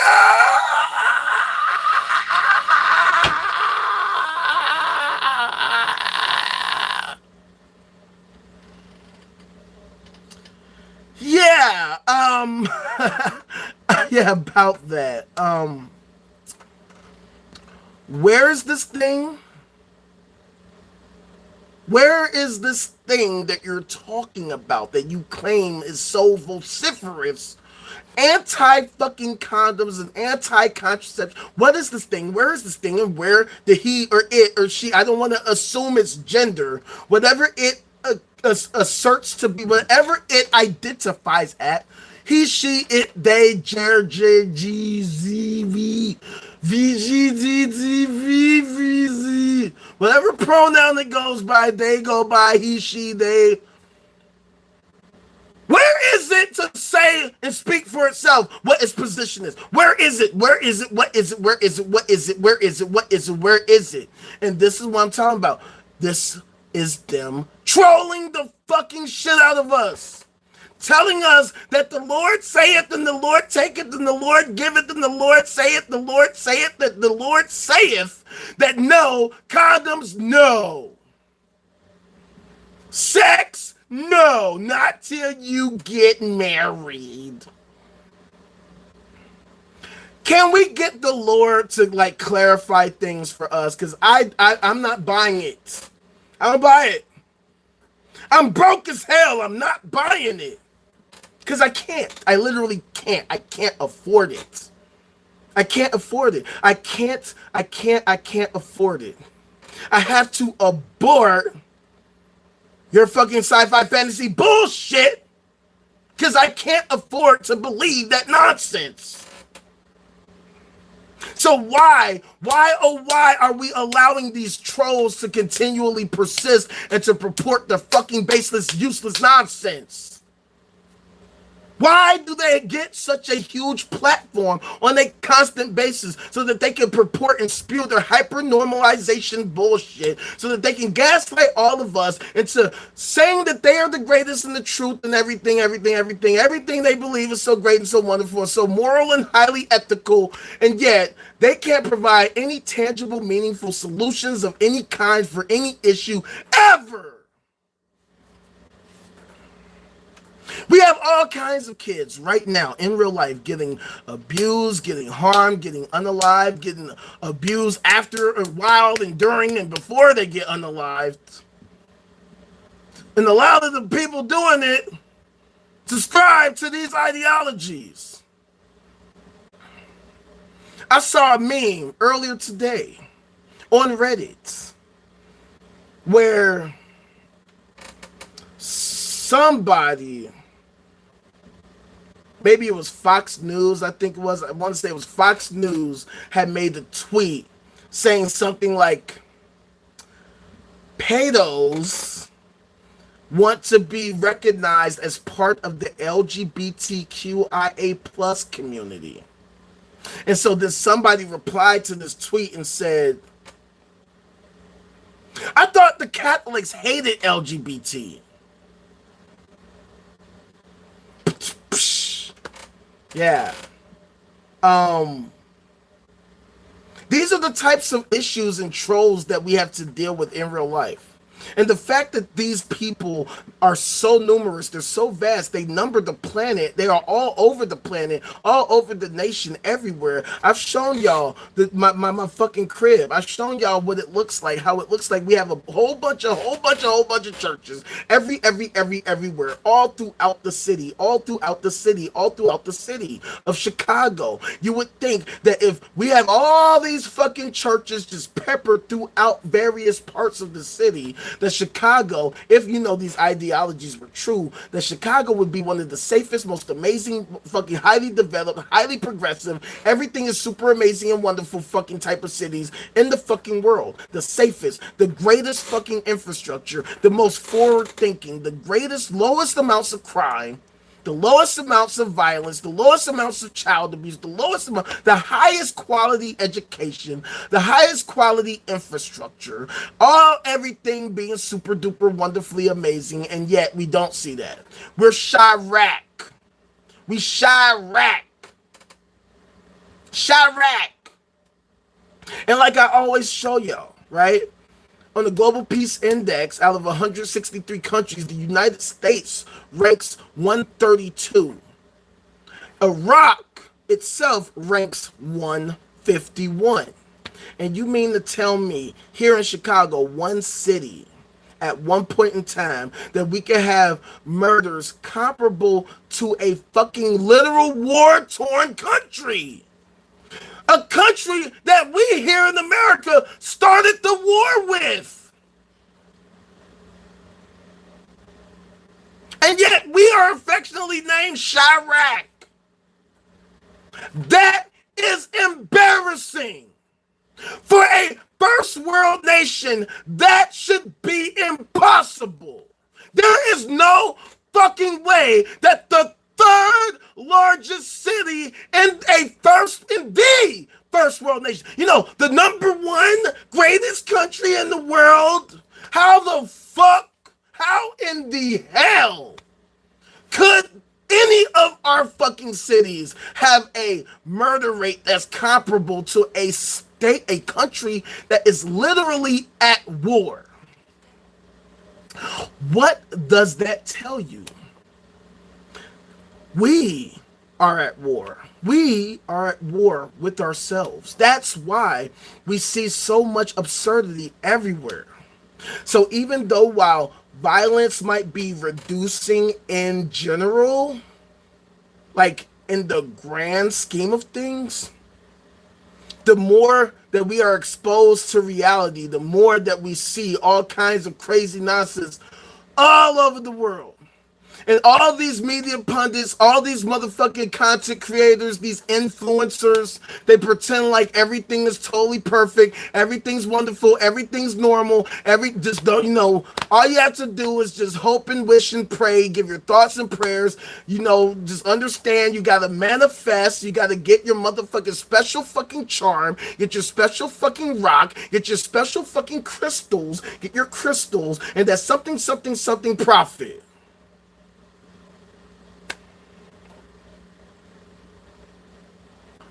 What are these motherfuckers talking about? Yeah, they're next to the liquor stores. Food and liquor. Isn't that fucking crazy that we are this... At the same time, we're so advanced, we're so behind. We got all these different types of technologies, right? I remember being in elementary school and we used to dream about having a device like this. We used to talk, one day we're gonna have devices where we could see each other while we're talking. Now that shit is commonplace. That shit is like just regular life. That shit is just basic. We don't even think about the fact that we have endless amounts of apps that allow us to do that. We could literally leave from here, go to my Discord, which we will do after every fucking live that I do. I'm gonna kick in the Discord. Link to the Discord can be found here on my profile. Be there when we get there. You can kick it, chill, talk about the craziness of life and shoot the shit, watch some shit, whatever. But we can literally leave from here, go to Discord. We can leave from here, go to TikTok. We can go to IG. We can go to Snapchat. We can go to here. We can go to there. Kick. We can go to the other Kick. We could fucking go to Bumble and Rumble and Humble and Sumble and Rotumble and Rapunzel and whatever fucking app is out there. Then we could call, we can text, we can email, we could fucking snail mail, we could blackmail. I mean, we have endless forms of communication. And with modern technology, we have all these different ways that we can connect and interconnect and communicate. And yet, despite that, we have to deal with even more convoluted forms of communication. We have to deal with all sorts of different things, all sorts of different institutions that do everything possible to muddy the waters and make it more difficult to communicate, because we have to deal with things like censorship, where you can't even talk without getting shut down because bitch made motherfucking TikTok want to say that you violated their vague ass community guidelines. Oops, you called someone the B word. Your account has been suspended. I remember I was using one LLM. I forget what it was called. It was kind of like Claude, but it was weak as fuck. And I remember I was talking about something, and I just so happened to mention like child abuse, and I didn't say that word. I said the CP phrase. And they said, you have been banned. You said the CP word. You will no longer be allowed to use our platform ever again, you terrible person. And see, this is the next level of troll. The control of the flow of information. The control of the flow of information, because we have all these different topics that we have to talk about. If we ever hope to advance as a civilization, we got to start having some really tough, difficult conversations, because how can we progress if we don't talk about it? How can we ever hope to reach conclusions, to reach solutions if we don't talk about it? Going back to the abortion situation, how can, if abortion is such a terrible thing, right? If we could agree that a ideal society would be one such that abortion was not a necessity, how then do we take the steps to ensure that we could create a society where abortion wouldn't be necessary? Because nobody has to worry about actually having the resources that they need to properly raise a child, and or we have different forms of contraception that work effectively and efficiently to ensure that you wouldn't even need to perform an abortion, because we already have all these other methods that don't need to get that far, or that some other solution. But instead, you have a large swath of people who just say, don't have sex before marriage. Abstinence only education. No to sex education. Education bad. Believe in Jesus good. Believe in Jesus. Believe in the Lord, Father, the Son, and the Heavenly Father, the Son, and the Heavenly Spirit, the Father, the Son, and the Heavenly Spirit. Thank you, thank you, thank you, thank you, Jesus, Jesus, thank you, Jesus, thank you, Jesus, thank you, thank you, thank you, thank you, Jesus. Thank you, Jesus. Thank you, Jesus. Okay, I think you might need your meds, because I don't know what you're talking about. Who is this Jesus character and where can he be located? Well, see, here's the thing, right? See, Jesus, right? He's outside of space and time. Hear me out, right? Hear me out. He's outside of space and time. But if you just let him into your heart, you let him into your mind, you let him into your soul, then he will be your savior. He will save you from the evil clutches of yourself and the evil clutches of the evil Satan, that terrible Satan. Get behind me, Satan! Get behind me, Satan! Get behind me, Satan! The blood of Christ protects us for all the blood of Christ, the blood, the blood. Blood, blood, blood, blood, blood, blood, one blood, one blood, one blood, one blood, one blood. you talking about? See, okay, that type of talk might have made sense back in the year 24 AD, right? But see, it's 2024 AD. We have learned a lot of things since then. We have discovered a lot of things since then. We have invented plenty of things since then. We have better methods. We have better ways of doing things. So why, oh why do we choose not to use these new tools? Why would we opt to keep reverting back to this old sci-fi fantasy ancient comic book novel that does not produce the cure for cancer or the cure for fucking fetal alcohol syndrome or fucking cystic fibrosis or whatever the fuck? Pick a disease or a genetic condition. I've never seen anybody pray and eliminate Down syndrome. I'm just saying. I've never seen anybody regrow a limb as a result of the blood of Christ and faith. Never seen it happen. So why do these people continue to troll us on such a grand scale?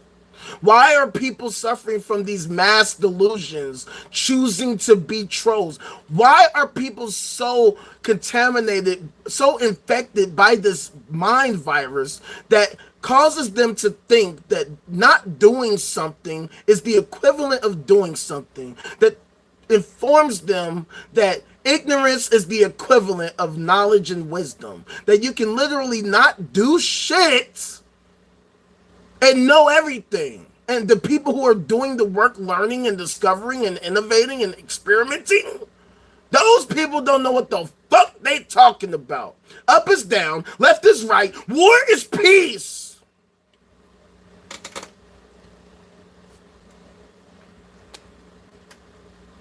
Everything is backwards. Everything is absurd. Everything is insane. Nothing makes sense. Everything is senseless. It's difficult to make sense of the senseless when it's senseless. It's senseless. How do you make sense of the senseless? Well, that's what our aim is as a fucking society. That's what it should be. That's why here in the no cap zone, I had to create the no cap zone because there's so much cap out in this fucking crazy world. We live in this hyper normalized world where we live in around a bunch of superficial goofies who pretend like everything they think is so wonderful and so amazing, and yet everything they talk about demonstrates they don't know shit about fuck. They don't know shit about fuck. And all it takes is the use of the Socratic method along with an understanding of basic science to cause their entire worldview to come crumbling and crashing down. Because all it takes is a few basic questions to show they don't know what the hell they're talking about. Talking about Jesus exists outside of space and time. Talking about Jesus is everywhere, but then you don't have a method to detect them. Talking about if we just believed in Jesus, everything will be okay.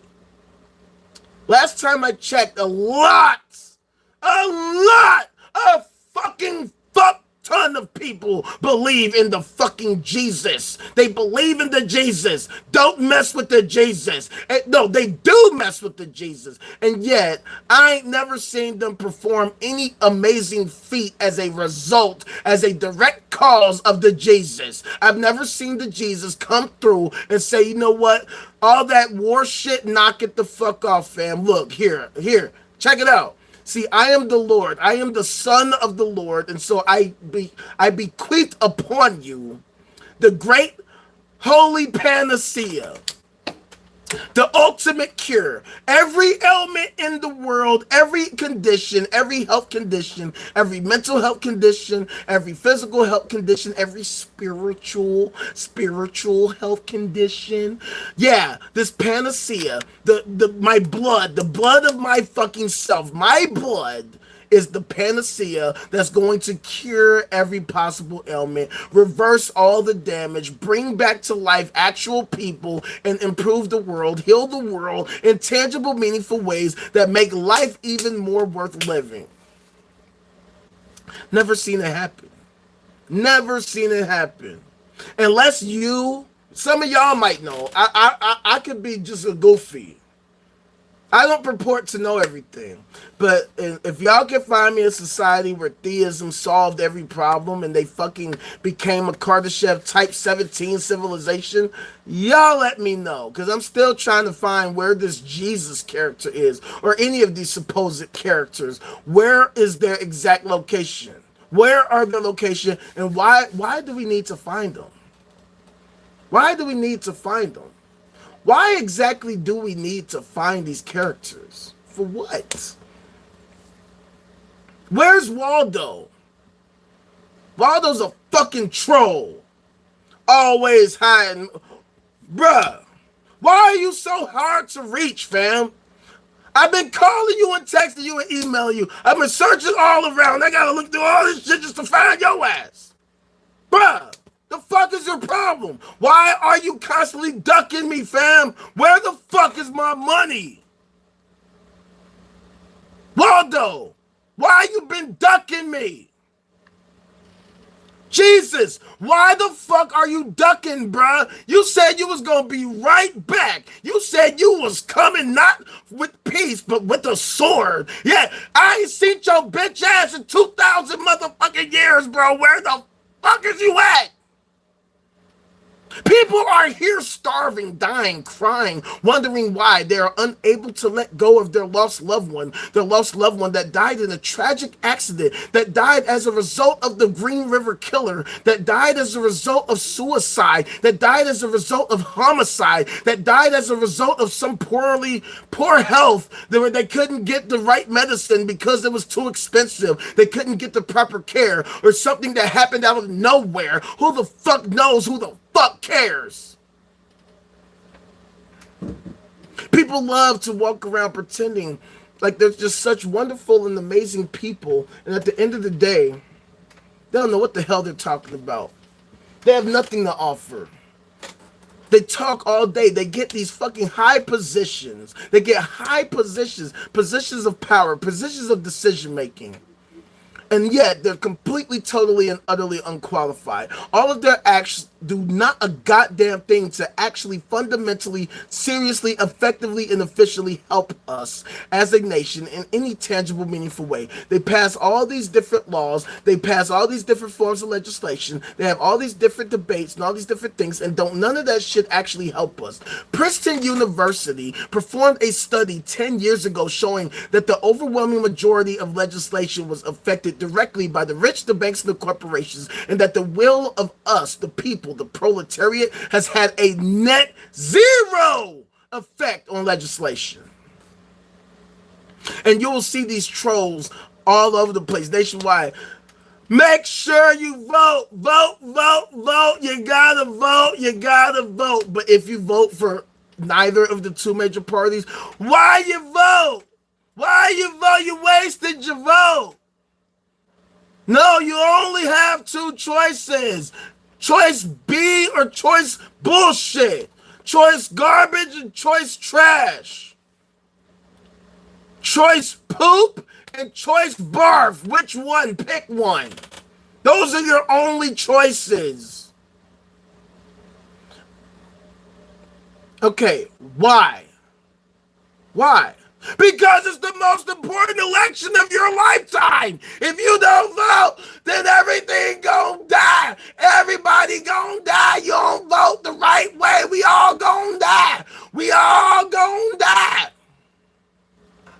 That's why I say we need to go back to the drawing board. We need to go back to the beginning. We need to go back to what the fuck are we talking about? What the fuck are we doing? What is it that we are hoping to accomplish in the grand scheme of things as a human race? At the end of time, what is it that we are hoping to accomplish? Because all of this shit, what the fuck is the point of it? Voting Democrat, voting Republican, it doesn't matter. We are still stuck in the same state of stagnation and constant regression. Worsening, worsening, worsening regression. We are on a downward spiral. We are on a downward spiral. We are worsening in so many different ways. And as a result, things have gotten to such a degree that we can't even talk now. We can't even have real discussions without having to worry about some bitch-ass crybaby loser purporting their fucking sci-fi fantasy bullshit that has been demonstrated to be completely, totally, and utterly unconclusive and fucking goddamn incompetent, doesn't comport with the reality that we inhabit. It just doesn't make any sense. It doesn't help us in any tangible, meaningful way.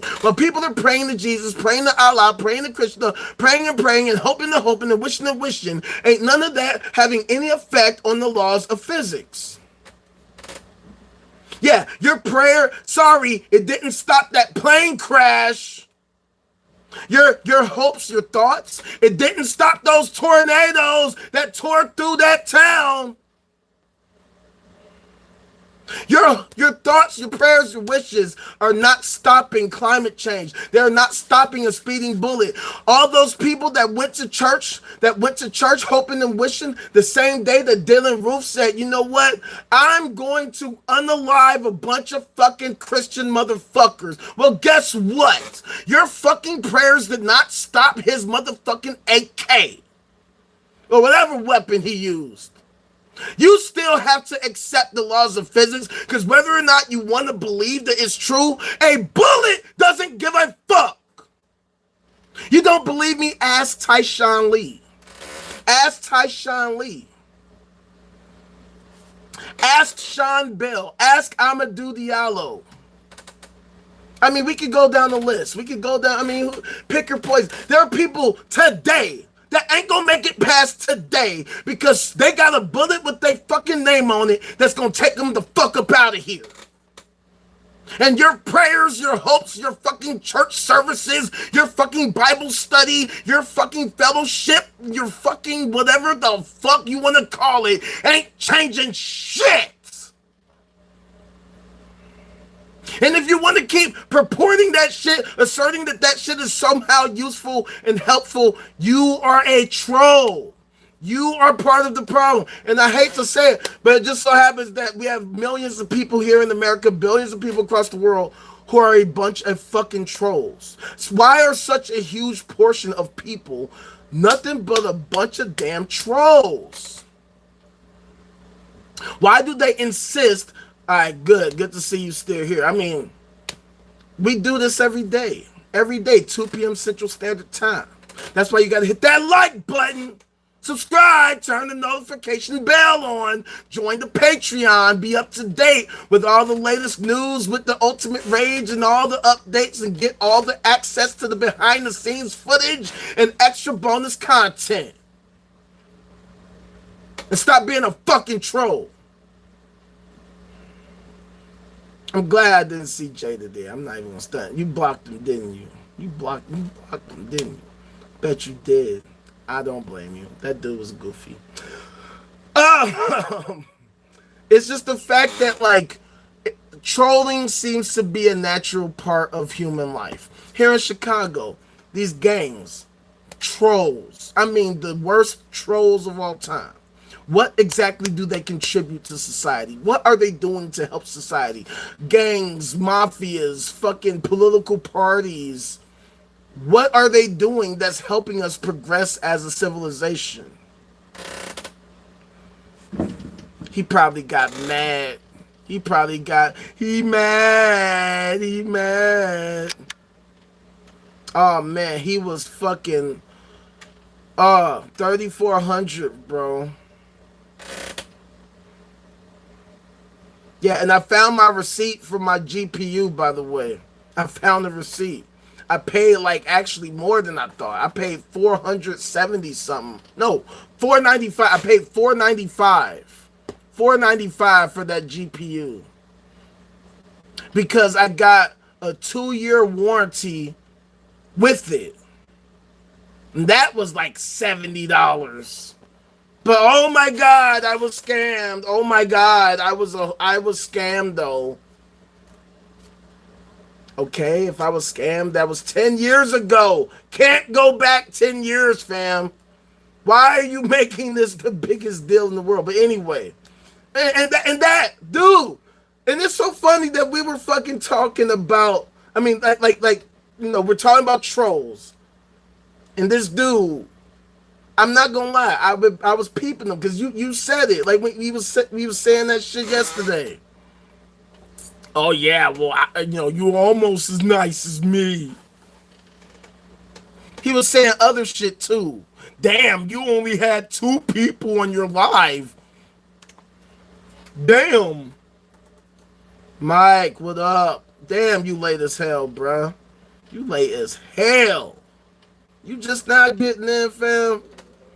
But good afternoon, fam. I appreciate you being here. You know what the hell to do. Hit that like button, fam. Stop playing games with me. No, I was just talking about how that's all good, man. I ain't tripping. I ain't tripping. But no, I was just talking about me and Silk watched this video. Long story short, this video was talking about how cells and viruses both pretty much coexisted at the dawn of life. So life could have actually started as a result of viruses. There's this hypothesis called the virus first hypothesis. We'll get into that some other time. But just the fact that like viruses are a part of life, and in the same way, it seems like trolls are a part of life because trolls force us to think about different things. Like, that's why we have law enforcement, because you have trolls who want to fucking cause chaos. They want to commit crimes. They want to harm people, unalive people, great people, all that type of shit. Grope people, then great people. And so it's like trolling is a natural part of life. But in the same way, you also have you have malevolent trolls, you have benevolent trolls, right? You got fucking white hat trolls. White hats. People who troll for a purpose. Kind of like how Anonymous was trying to do, even though they weren't perfect, but they were trolling in a way to be beneficial, working against different organizations, performing DDoS attacks when they did some fuck shit, or exposing some goofy who did some fuck shit. All that type of shit, you know what I mean? Or when you have vigilantes, citizen arrests and shit like that, all different types of fucking trolls. Whistleblowers are a huge part of trolling. The good trolls, the people who say, you know what, I am a part of this organization, but I cannot rock with what they are doing, so I'm going to disrupt their operations by exposing them for what they are. And even though I'm going to put myself at risk, doing so is for the greater cause of making sure that they operate properly. Exactly, fam. So it's just crazy how, like, so I've been talking this whole time about how, in fact, I didn't even say this, right? But I've talked about, if you know me, then you know this. Before I graduated college, I didn't give a fuck about politics. I didn't give a fuck about science. I didn't give a fuck about none of this shit. When I was done with college, I was ready to get a job and live a normal life. I wasn't doing any of this. It literally took me finding difficulty navigating this crazy hyper-normalized society, trying to find a job before I started trying to get into, like, okay, how did everything get to how it is? How did we find ourselves in this society where things have become so difficult, where different people can have completely different experiences despite being in the same place? We in the same building, but we got different views. But it's worse than that. You could be in the same building looking out the same window, and for some reason we see totally different things because this person might be in the state of fucking psychosis.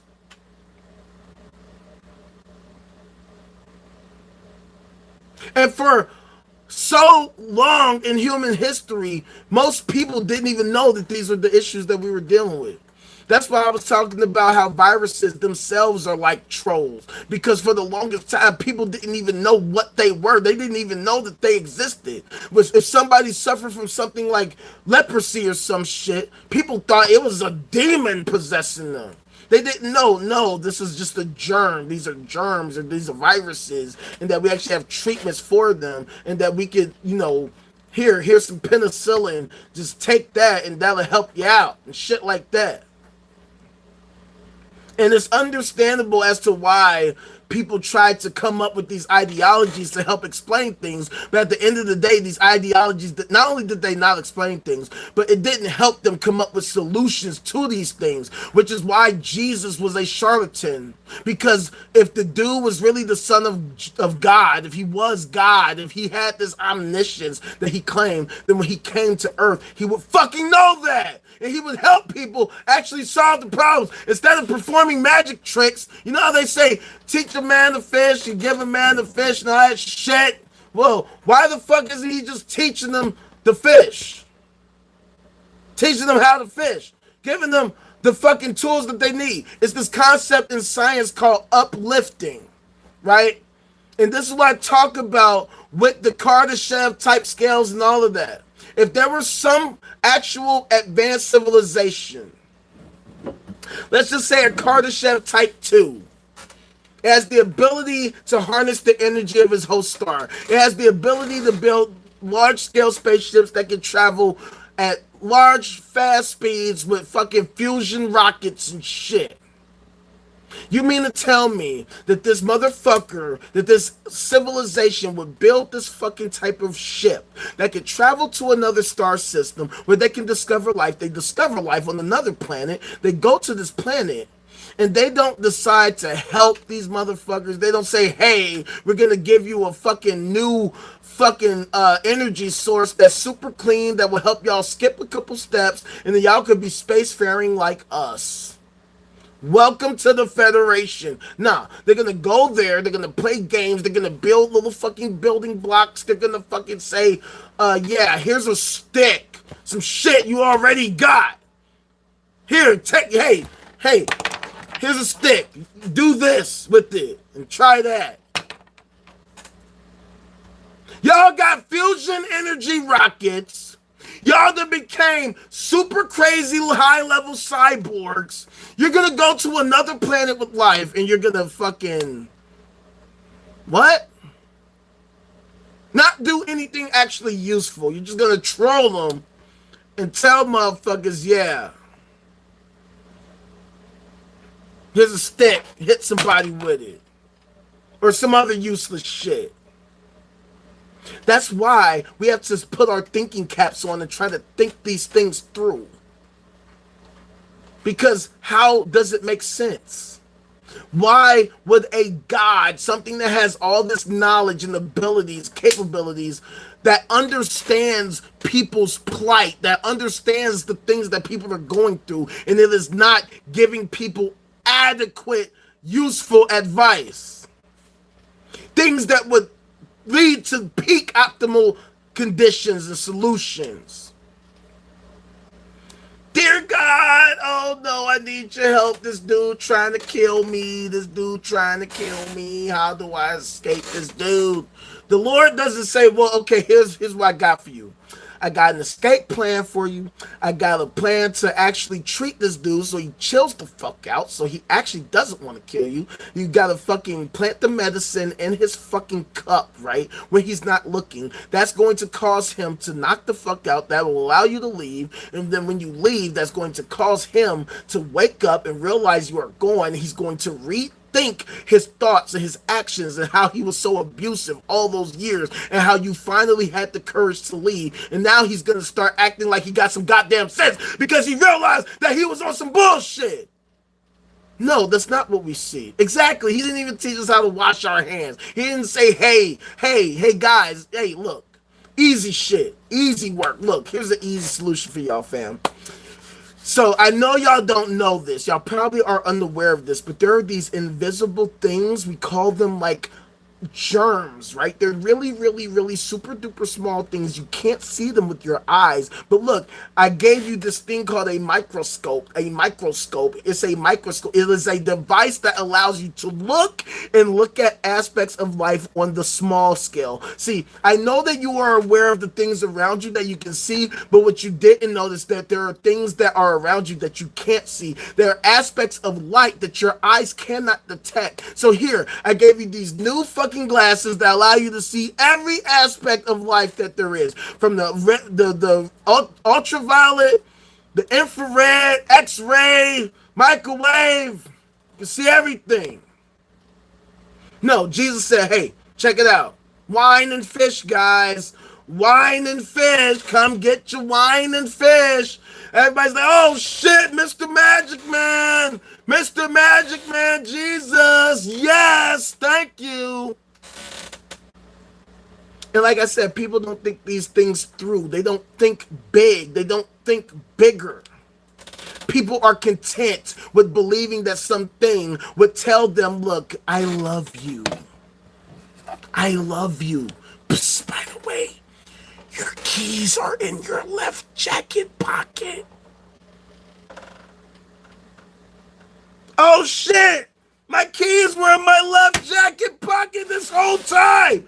Thank you, God! See, I told you, he's real. He told me my keys were in my left jacket pocket. I checked everywhere except that spot. And God told me, look at my left jacket pocket. I found my keys. Thank you, Lord. Thank you, Lord. Thank you, Lord. Thank you, Lord. Jesus, thank you, Lord. Meanwhile, in another part of town, somebody's getting raped and slaughtered. Ain't Jesus ain't came to did shit to help that person. They were crying out while it was happening, begging, begging, begging, begging, begging, please, please, please, please. Look, just don't kill me. Please, please, please. And Jesus said, yeah, sorry, tell him I work in mysterious ways.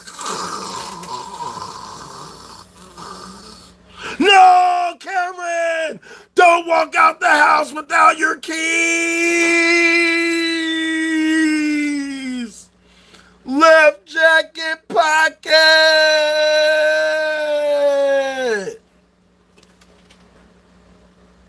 Ooh, 9/11. Oh, well.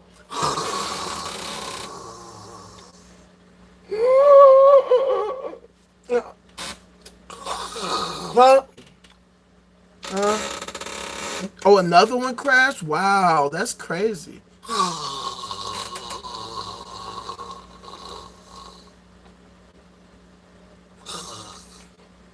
What are we doing, fam? Why are people content with thinking like this? Why are we, us awakened ones, us enlightened ones, why are we being gassed like this on such a mass scale? When it's abundantly clear that these people don't know what the hell they are talking about. What are they talking about? Why is this so normal? Why is it so common? Why is it so fucking just accepted that these people can believe bullshit that doesn't help anything, and we're not supposed to remind them, hey, that shit is delusional. That shit ain't real. Let me go back to the talk about Cypher, right? Cypher couldn't handle the reality. He wanted to go back to the Matrix. He wanted to go back to sleep because he did not want to acknowledge reality for what it was. And you know what happened to Cypher? You know what happened to Cypher? Cypher didn't even get to experience that sleep that he wanted because he fucking died. His hubris, his willful ignorance actually got his stupid ass killed because he didn't want to accept reality for what it was. And if he would have just contributed, if he would have just played his role, stop being a pussy ass little bitch, maybe, just maybe, his dumb ass wouldn't have died. Now I get it. It's a movie. It's a movie. It didn't really happen, did it? I get it, but it's the parallel, right? That's why I talk about the great filter hypothesis. Because for people, it's easier for them to take the other pill of normalcy. But see, here's the thing, and I was thinking about this yesterday. The red or the blue pill, false dichotomy. False dichotomy. Because see, me, I'm on that green herb, you know what I'm saying? I decided, nah, fuck that. I'm with the green herb. I'm not a pill kind of guy. you know, not a pill kind of guy. But now on some real shit, uh, yeah, it's difficult for people to accept reality for what it is. But see, I feel like it's difficult not because reality is so harsh, right? Even though it is. It's definitely harsh. But I feel like the biggest issue is the fact that they are not informed of the fact that if we are able to work interdependently with synergy, we can actually make life even better than any fucking sci-fi fantasy heaven app that they could have dreamed up of. That's why I talk about simulation hypothesis, right? Because it draws the parallel of understanding the nature of reality as it is. By talking about simulation hypothesis, we basically talk about what it would be like to master nature, to master our understanding of reality, to say, okay, what is reality? And let's try to recreate it. Let's simulate it. In order to simulate it, we have to understand every aspect of it. And in order to reach that point where we could do that, we have to think through what it would take to reach this goal, to reach this level where we could simulate the type of reality that we currently inhabit. The great simulator in the sky, why the fuck would it create all of this shit and this struggle with, I don't know, like the actions of sprites and shit? Okay, I get it, right? Like, let's say the great simulators in the sky, they want to ensure that the simulation matches this reality exactly, right? But as we've talked about, the butterfly effect, one thing happens that causes the simulation to diverge from their intended ideas, where it's not aligning the way that it should according to what they perceive the universe should be. The universe they're simulating does not seem to comport with the universe that they're trying to emulate. Why would they go inside the game? Why would they go inside the simulation and complain to the sprites, one of the sprites, some of the sprites, telling it needs to do this and needs to do that in the hopes of changing the fucking outcome of the game, when this programmer can just change the program, can fix the code, can fix the bug in the coding because it has such an understanding of the programming language that it is using to create the simulation in the first place? That's like if I'm using my IntelliJ app to code in Java, I execute the fucking program I just created. It doesn't work as intended. And I go into the code like, what the fuck? Hey, math function. Why are you not acting the way I want you to? Hey, person simulation app program. Why do you insist on sucking cocks all day? You know I don't like that shit. I told you about that shit. Stop. Why wouldn't the great simulator, why wouldn't the great designer, the great programmer just try to do some debugging? Right? That's the whole point of having IntelliJ. It can not only debug, it can help you debug. It can help you debug even better. They even update the IntelliJ versions so that it has even more and better and more useful capabilities that allow you to be an even better coder and programmer. Such that if you have an issue, if you have a bug, it can show you the very line in the code where the issue is occurring, where you can fix the bug.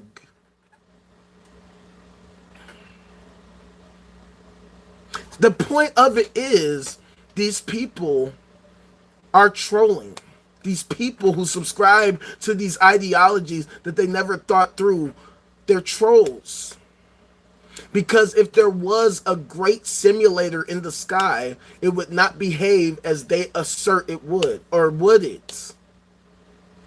Because maybe the great designer is just a fucking goofy ass troll.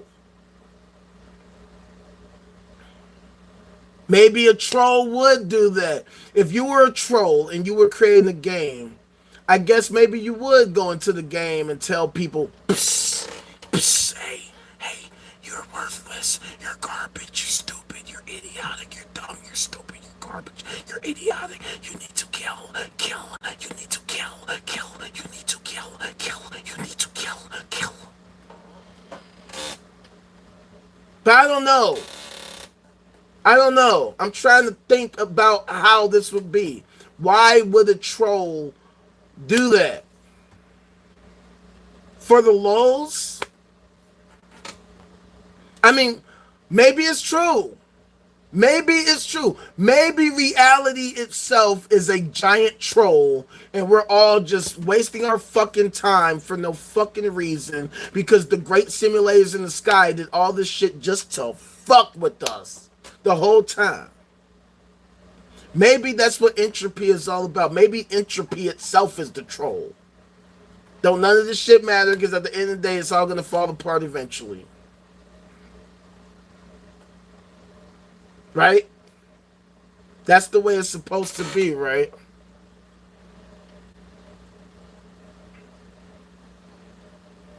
Reality is crazy. Reality is the craziest thing of all time. Existing, living life, having senses.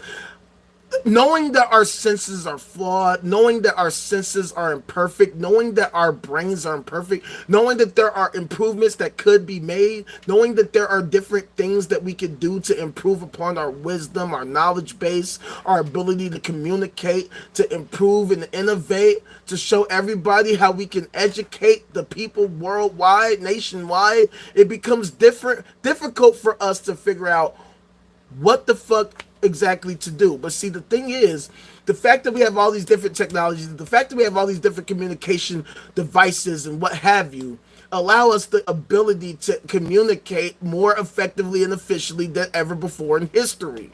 So it should allow us to be able to figure out and get to the bottom of all of this shit. What came first, the virus or the cell? What came first, the chicken or the egg? What is the solution to all these different issues? How can we become the great simulators in the sky ourselves? How can we reach that point where we can actually become that thing that we always want to worship and believe in all the time? How do we get over this trolley fucking bullshit, this goofy ass viral nonsense, and figure out how to actually fix the game, change the game, such that the game is actually functional, so it's actually more fair, so that it can be fun.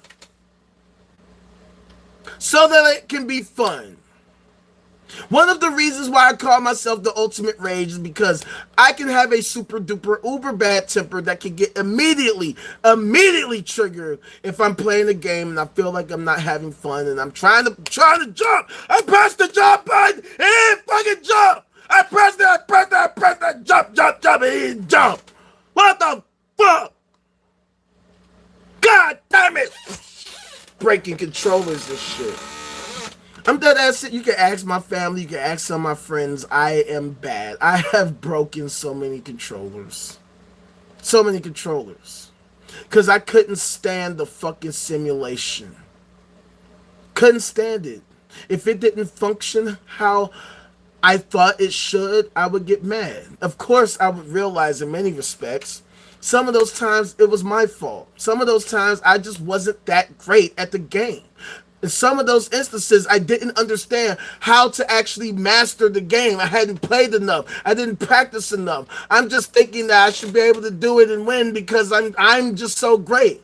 And then I had to realize in some of those instances, damn, I just got to get better at this fucking game. I gotta play more. I gotta fucking study the fucking move list. I gotta understand, okay, the A button does this, the B button does this, but if you press down in B, it does that. If you press up in A, it does this. And if you enter the code at the motherfucking start screen, up, down, left, right, A, B, start, then it opens up a new menu where I can da. And this is the parallel that I have with real life, with American society, with reality, with everything. The game of life in America is garbage ass fucking trash. We need to fix this, patch this goofy ass bullshit, or just outright just take this game out and pull in a new game, because this is unsustainable. This is unsustainable. See, when Cyberpunk released, it was released buggy as fuck. That, you know, the game Cyberpunk, for those of you who are unfamiliar, there's a video game that is called Cyberpunk, and when it was released, before it was released, it was highly hyped. It was a hugely hyped game, Cyberpunk 2077, that was going to be this amazing futuristic fucking kind of steampunky kind of game that was going to be a futuristic sci-fi fucking postmodern spy thriller kind of game. Right? A dystopian future of all kinds of shit. It was released and there were all kinds of bugs and people fucking lost their shit. Oh my god! You motherfuckers was fucking hyping this shit and this is what you gave us? How dare you? This game trash as fuck!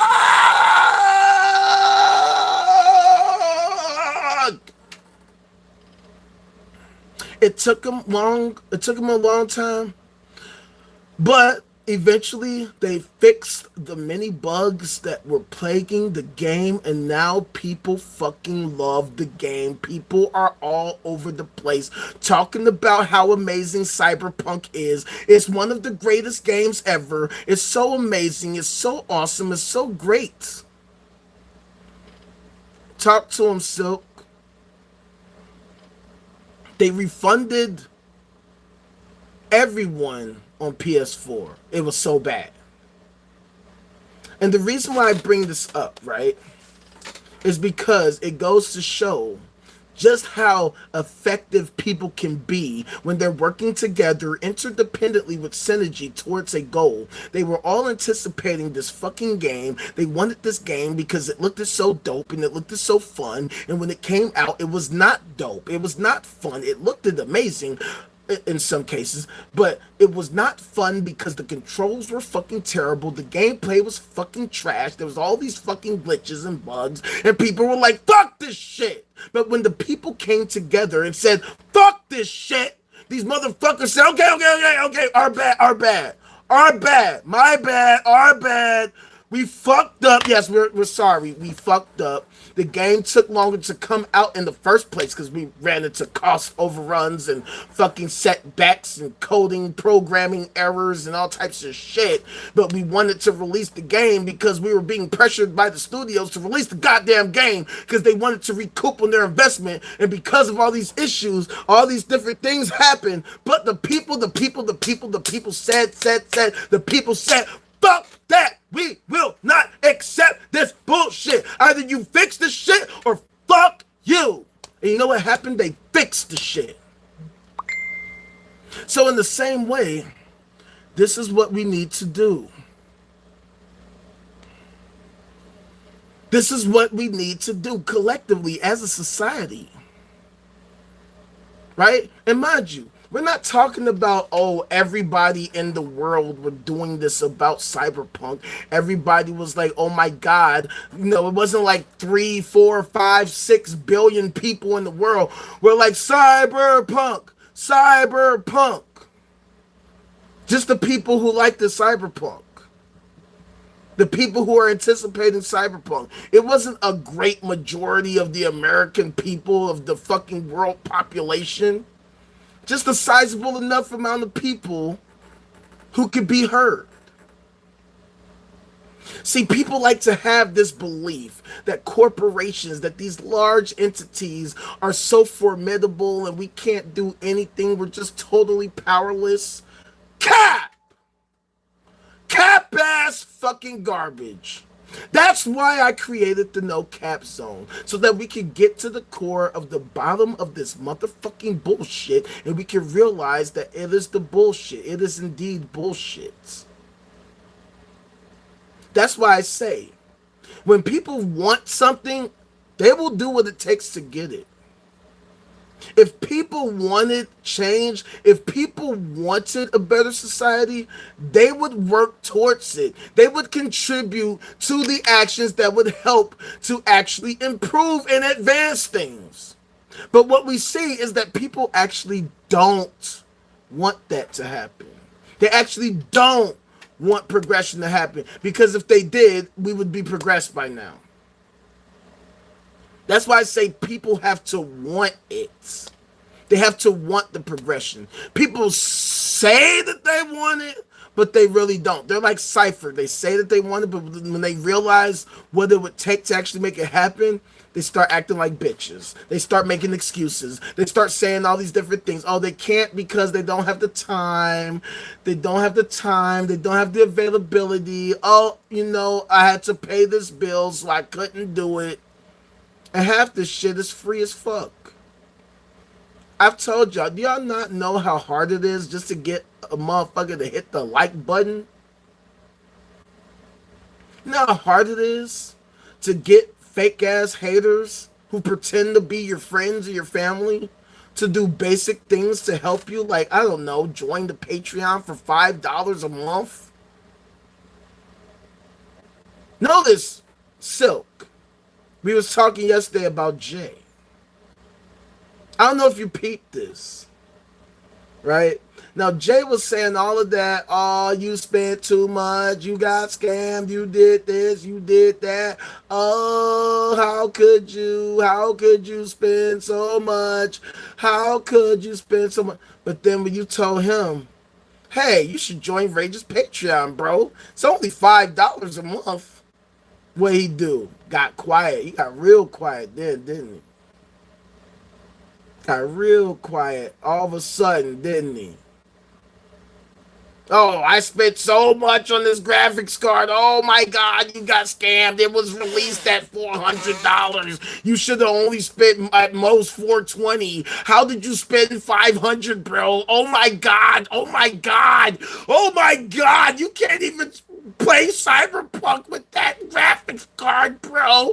What is wrong with you? Oh my God. How could you spend so much? Oh my God, bro. Oh my God.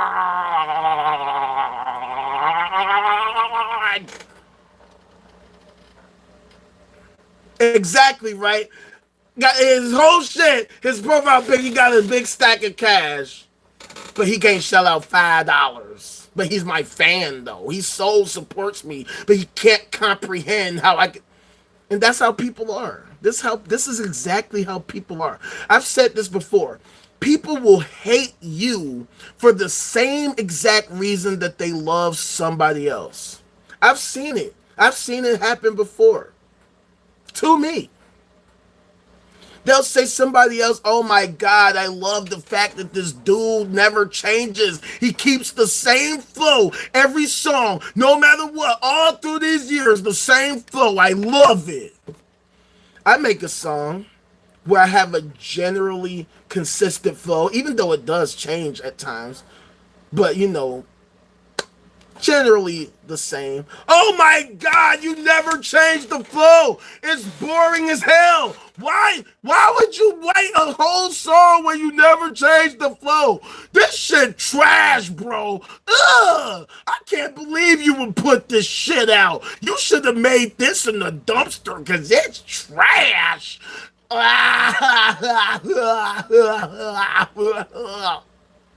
Yeah, they fake as hell. And that's the thing about society. That's why I talk about hyper-normalization. Because that's an example of the entire population, or at least a large portion, a huge portion of the population. It's how people are. See, people will not fuck with you. They won't give you $5. But they'll pay $3,000 for somebody else's shit. Motherfuckers making plans. They making fucking plans in advance. They making sure they get their outfit right. They making sure that they get a hotel stay, that they do this and they do that to get prepared for the this or the that. But hey, let me get $5. And you give me $5, you actually do get some shit. Yeah.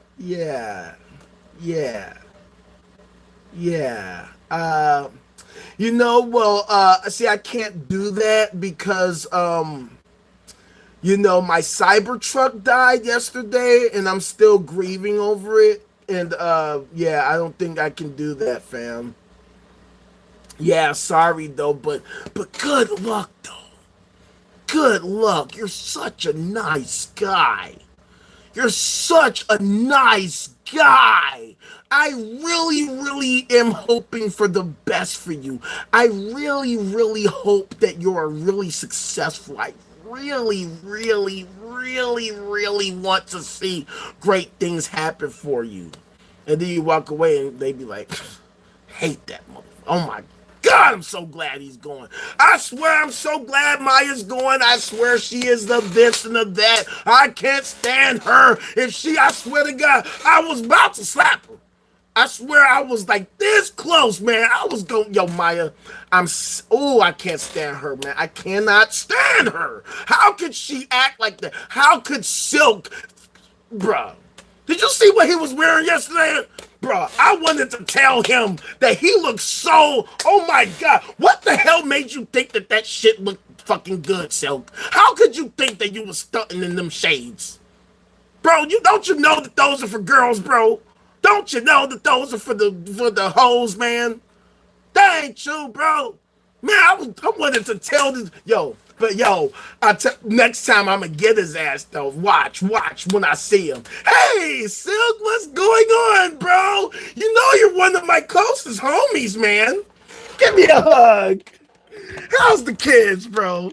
How's everything going, bro? Man, what? Oh my God, I can't believe she said that, man. That chick, that bitch, how dare she? Man. Yo, I'm glad that you're doing well, bro. I really am so happy to see. I've said this before, man. I've had people I didn't even know I had problems with. I had problems with. People from high school. I never had a class with these fools. I never had any real interactions with these fools. And what's so crazy is that I can see the motherfucker seem like an asshole. Like, you can just see sometimes. Like, when somebody's an asshole, like, yeah, that dude's probably an asshole. But see, I try not to be, judgmental. I try not to be prejudiced. I try not to judge people before I know them. Because how could I know? For all I know, you could be a super cool dude, a super cool chick, a super cool whatever the fuck you identify as. And I could just be, I could just have preconceived notions. So I try to treat people equally. I try to give people a chance to show me, hey, actually, I thought you were whack, but you seem like a cool dude. You seem like a cool whatever the fuck. So going back to the other dude that I was talking about, the dude talking about the aliens and shit. Reason why I brought him up is because, like I say, he rubbed me the wrong way. He rubbed me the wrong way. He kept saying shit, capping his shit. And eventually, he showed his true colors. Showed his true colors. And that's what a lot of these people do. The dude from high school I was just talking about, same shit. Over on some random shit. It'll be some random shit. Somebody will come through and then fucking really show you their true colors. And you ain't even know they even felt this way about you this whole time. Something to happen, or you might say something, you might do something, or something else, and then they will be the ones to come out the woodworks and start just unloading.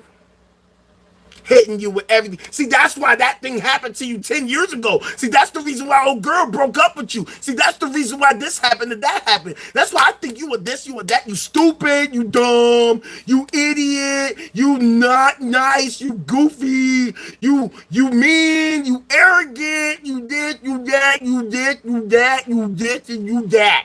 I don't like you. I don't like the way that you talk. I don't like the way that you walk. I don't like the way that you feel. That I don't like. That I don't like. Hater shit. I mean, like I said earlier, when I would get on TikTok and Mike can vouch for me, you can vouch for me, Maya can vouch for me, all of y'all can vouch. The ones that been rocking with me. Y'all seen it. Y'all seen it. I go live on TikTok, here come the haters. In full force. I mean, all up and through the comments. They telling me, oh, dude, you need to believe in the Lord Jesus. You don't know what you talking about. You dumb, you fat. Look at your hairline. Look at your nose. Look at that ceiling. Look at that chin. Look at that nose. Look at that chin. Look at that stomach. Look at that shirt. Look at that glasses. Look at your skin color. You an N-word, N-word, N-word, N-word, N-word, N-word, N-word, N-word, N-word, ha ha ha. I even had somebody dox me in a live. They just kept posting my name and my address over and over in the chat, every post, every comment, my name and my address, my name and my address, my name and my address, my name and my address. I've gotten extreme hates. Okay? I was on Reddit one time, and I've told this story before. I'm sure many of you have heard it, but I like telling this story. Up to this point, I had never reported anybody on Reddit, because I will block you with the quickness. I have no problem blocking the motherfucker. Right? So, I'm on some subreddit, on some post, some comment I might have made the day before, a couple days before. Some random fucking Redditor comments, hit that like button. Thank you. Some random Redditor comments under my comment, replies to my comment. Why did you report me and get me suspended? That would mean, why you do that? And I'm like, yo, I don't know you. I don't know what the fuck you're talking about. I've never reported anybody on Reddit in my life. So I really don't know what you're talking about. So then this person responds, yeah, well, I'ma do this, I'ma do that, I'ma dox you, I'ma report you, I'ma remove you, I'ma get you boned, I'ma get you banned, I'ma do this and I'ma do that. I was like, oh, word? All right. Well, I guess I am going to report you now. Report? Yeah, this person said they was going to dox me. And the mods was like, oh, shit, well, fuck this motherfucker. Done. All right, man, you should have been reported this fool. I'm like, I didn't know this motherfucker was going to be on that type of shit. So then I get a message from another account, from the same person on their backup account. You know what this weirdo did? What this weirdo did? This fool sent me a picture of the front of my house. This fool sent me a picture of the front of my house from Google Street View. I'm like, wow. Okay. That's weird. Report. Got they goofy ass fucking suspended again. And see, here's the thing that's funny to me about that, right?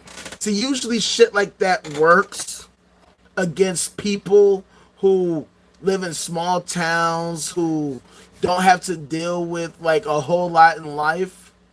That doesn't work for me, right? Because this person would post my address and it's like, fam,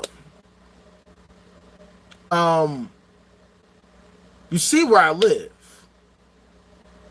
You see it's Chicago. You see the address. You see I'm right on the 9. You see I'm right off the 9. I don't know if you know. This ain't the place where you want to come through playing these kind of games. Because motherfuckers gonna have some shit for you. Because I got something for you. And I got other people who gonna really have something for you. Don't think that just because I'm this nice guy, this nice, crazy, fun-loving black guy, this black nerd from the South Side, don't get it fucked up. I got gang members in the family. I got gang member friends.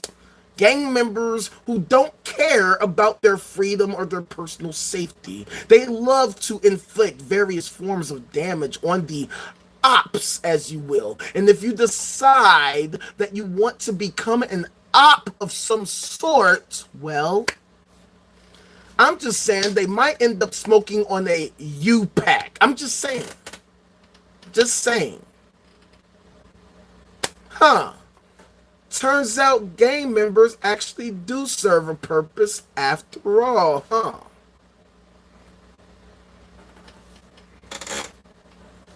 I know, right? Like, that's the thing about it. See, that's the thing about trolls, and this is what I'm talking about in the grand scheme of things, right? People have more power than they realize.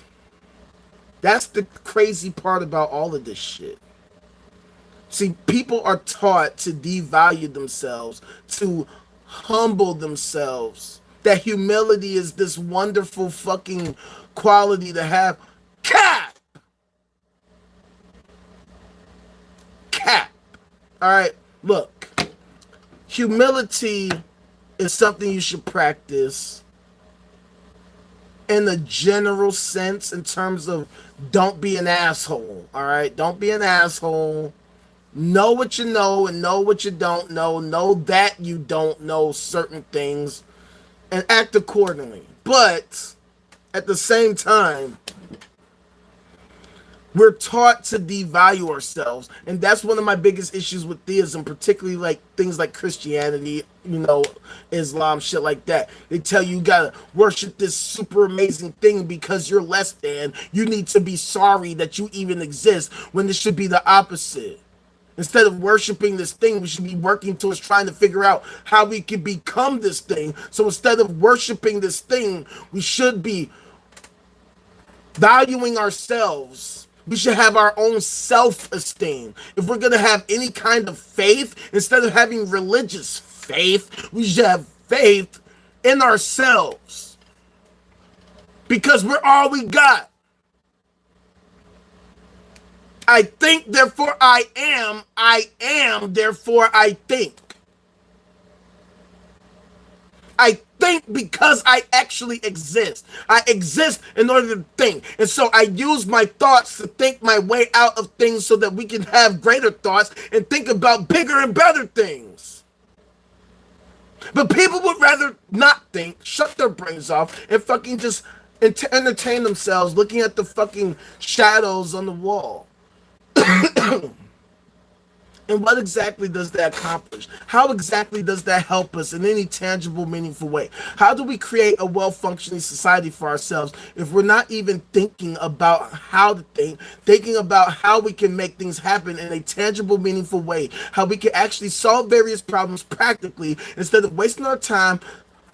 Please, please, please, please, please, please, please, please, please, please, please, please, please, please, please, please, please, please, please, please. The fuck does that do? The fuck does that do? The hell does that accomplish? I know that it might give you some kind of personal comfort, but as we've discussed, it doesn't change the laws of physics. So if you wanted to actually change your environment, you wanted to change the outcome of things, it kind of helps to understand things. It kind of helps to understand the nature of reality, because by understanding the nature of reality, you can manipulate that reality to your benefit, to the collective benefit, to the benefit of the collective being the human race, the collective being American citizens, that we can actually work towards working interdependently with synergy to help create the same environment that we're being shaped by, that we inhabit, that we share, that we exist in. Otherwise, the fuck are we talking about? The fuck are we doing? That's why I ask, what is it that we are doing? What are we doing as human beings? What are we doing as an American society? What is it that we are actually hoping to accomplish? All of this fucking politics shit, religion shit, fucking economic shit, what is it all for? What is it all for? What are we hoping to accomplish in the grand scheme of things? I venture to say, at the end of the day, our goal should be trying to understand as much as we can about everything. And in order to do that, that would mean that we would have to ensure our collective survival and create an environment that allows us to thrive, that pushes us toward creating this society that is conducive of survival and thriving. And that is how we also become the trolls to the virus. By actually working interdependently with synergy to create a much better, much more well-functioning society. By challenging the status quo, by disrupting the status quo, by going back to the drawing board, by actually figuring out this is what we want to do. We want to understand as much as we can about everything. We want to ensure our collective survival, our ability to thrive, and to reach our collective potential as a human race, that we do everything we can to do that. And so I venture to say our main goal, our short-term focus should be becoming a Kardashev type 1 civilization. Because in order to become such a civilization, we gotta overcome all these different obstacles, including the various trolls that are standing in the way of making that happen. So what we gotta do is we have to sell everybody on the idea that sense makes sense, and we can turn sense into dollars. See, because theism has been the greatest, longest running troll in human history. Selling people a product and service that doesn't even exist and doesn't have any of the qualities that they claim. It actually absolutely provides nothing to our society. It does not help us in any tangible, meaningful way to solve any of the issues that we have faced for eons. You goddamn right, Silk. Can't make sense if you don't. Well. Unfortunately, you can. Unfortunately, we have become a society of people where people make mad money with goofy shit, bullshit, nonsense. They're just making shit up. Joseph Smith type of shit. David Koresh type of shit. Goofies who can just say, you know what? I talked to God and God told me that blah blah blah blah blah blah blah blah blah blah blah blah blah blah blah blah blue blah blah blah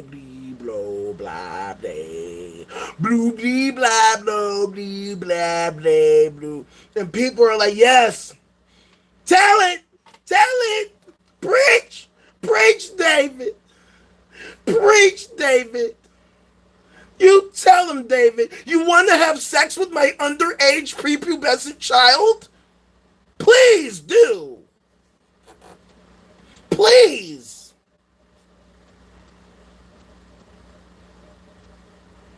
Excuse me? And then we wonder why we see the dysfunction that we have.